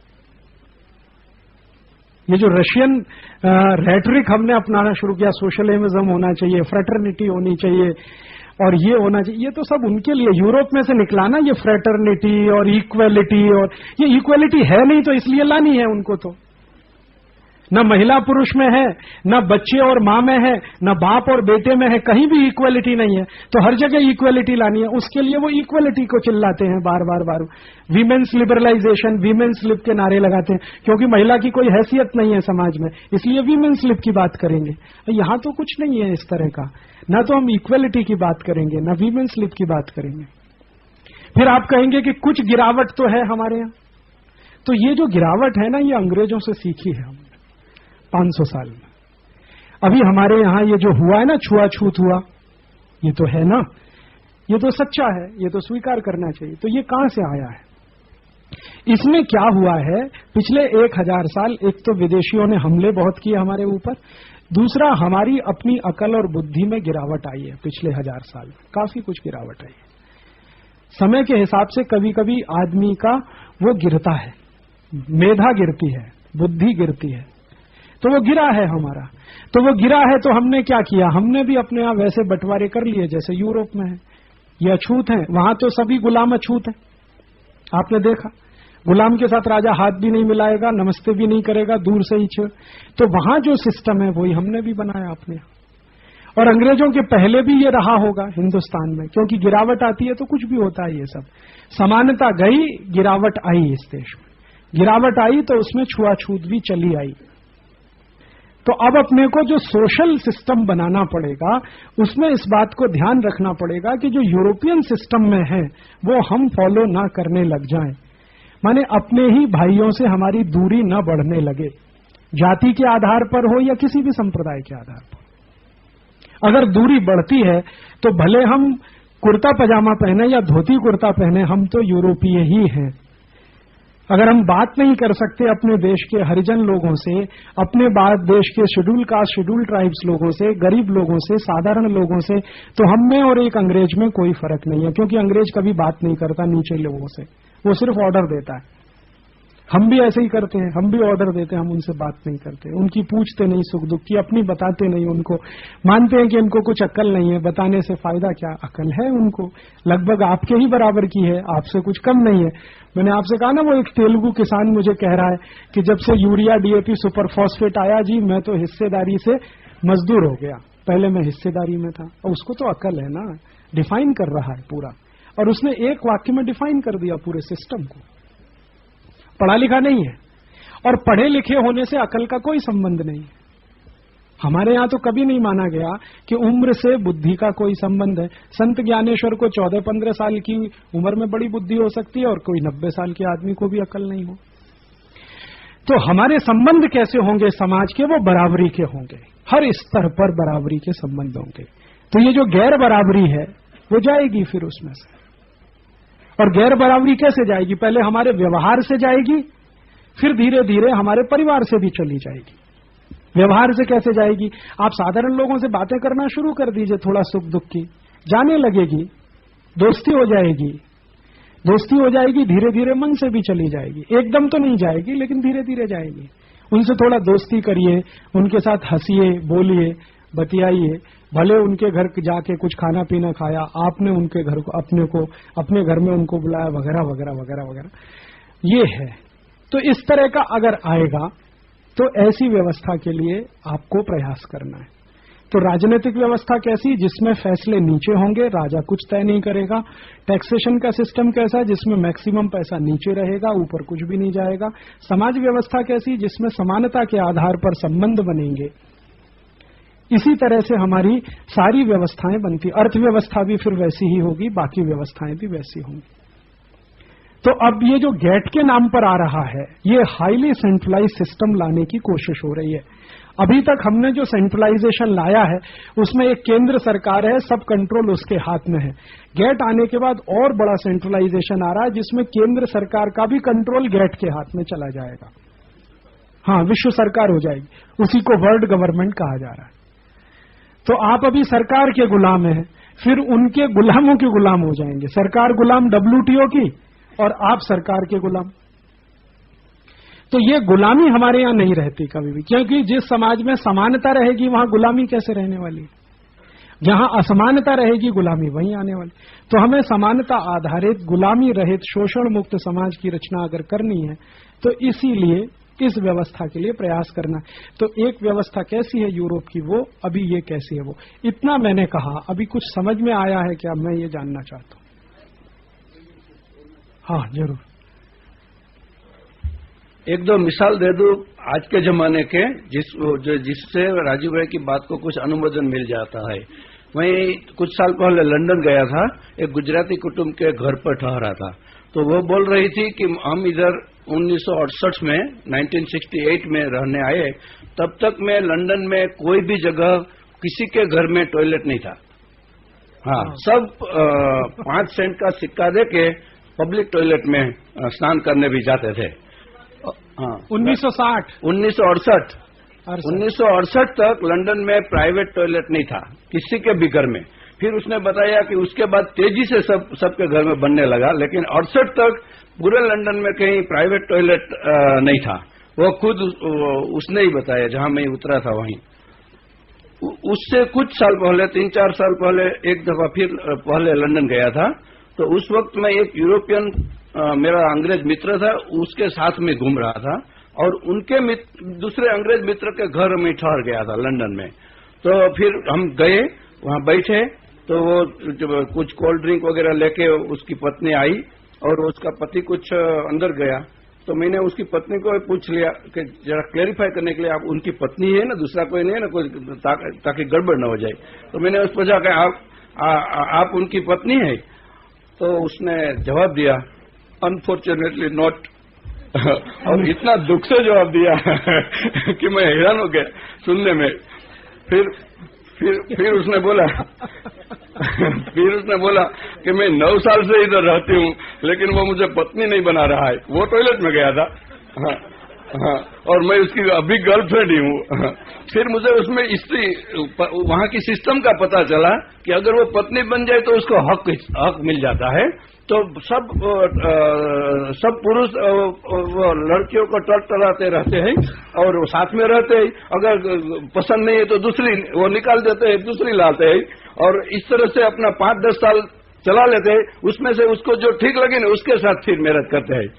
तो इस तरह वो बेचारी 9 साल से रहती थी, तो इतनी हैरान हो गई थी। तब मुझे समझ में आया कि वहां तो स्त्रियों का दर्जा हिंदुस्तान से कहीं खराब है। तब उसमें समझ में आया। फिर ऐसी बात है, फिर हमारे अवगुण तो है ही, हमका नाहन बोलते हैं। फिर एक तीसरा अनुभव, मैं एक हॉलैंड में एक फैमिली के साथ रहता था। अक्टूबर का एंड था, अक्टूबर का एंड। तो एक दिन सुबह में उठा तो उसकी 17-18 साल की एक लड़की को मैंने नहीं देखा। उसका नाम एनके था। तो मैंने बोला वो एनके क्यों दिखती नहीं है, क्योंकि मैं 15 दिन से रहता था तो फैमिली मेंबर बन गया था। तो वो उस दिन शनिवार था। तो उसने बोला वो नौकरी पर गई है। तो वहां दरवाजा खोलने की हिम्मत नहीं हो सकती, इतनी ठंडी है कि हम दरवाजा खोल नहीं सकता। मैं जब भी बाहर जाता था दरवाजा खोलते उसको हटा के मैं तुरंत गाड़ी में घुस जाता था, क्योंकि इतनी ठंडी थी। कोट बोट ओवरकोट पहना हुआ फिर भी हम सहन नहीं कर सकते वहां की ठंडी, उतनी ठंडी थी। तो उतनी ठंडी में वो साइकिल लेके 8 किलोमीटर दूर नौकरी करने स्टोर में गई। तो मैंने बोला क्यों इतनी ठंडी में इतने बड़े सवेरे नौकरी करने क्यों गई? तो उसने बोला कि अभी उसको मैरिज करना का टाइम हो गया, 18 साल की हो गई है, तो फिर मैरिज करना है तो वो पैसे जुटाने के लिए पैसा इकट्ठा कर रही है, इसलिए वो चाहती है। तो मैंने बोला स्वाभाविकता से कि क्यों आप उनके मैरिज क्यों नहीं कर देते? तो उसने वो लाल पीला हो गया मेरे सामने और बोला क्यों मैं उसका मैरिज क्यों कर दूं? इतना जोर से घाटा निकाल के बोला। तो मैंने सोचा कि मैंने अपने को संभाल लिया कि मैं किधर बैठा हूं।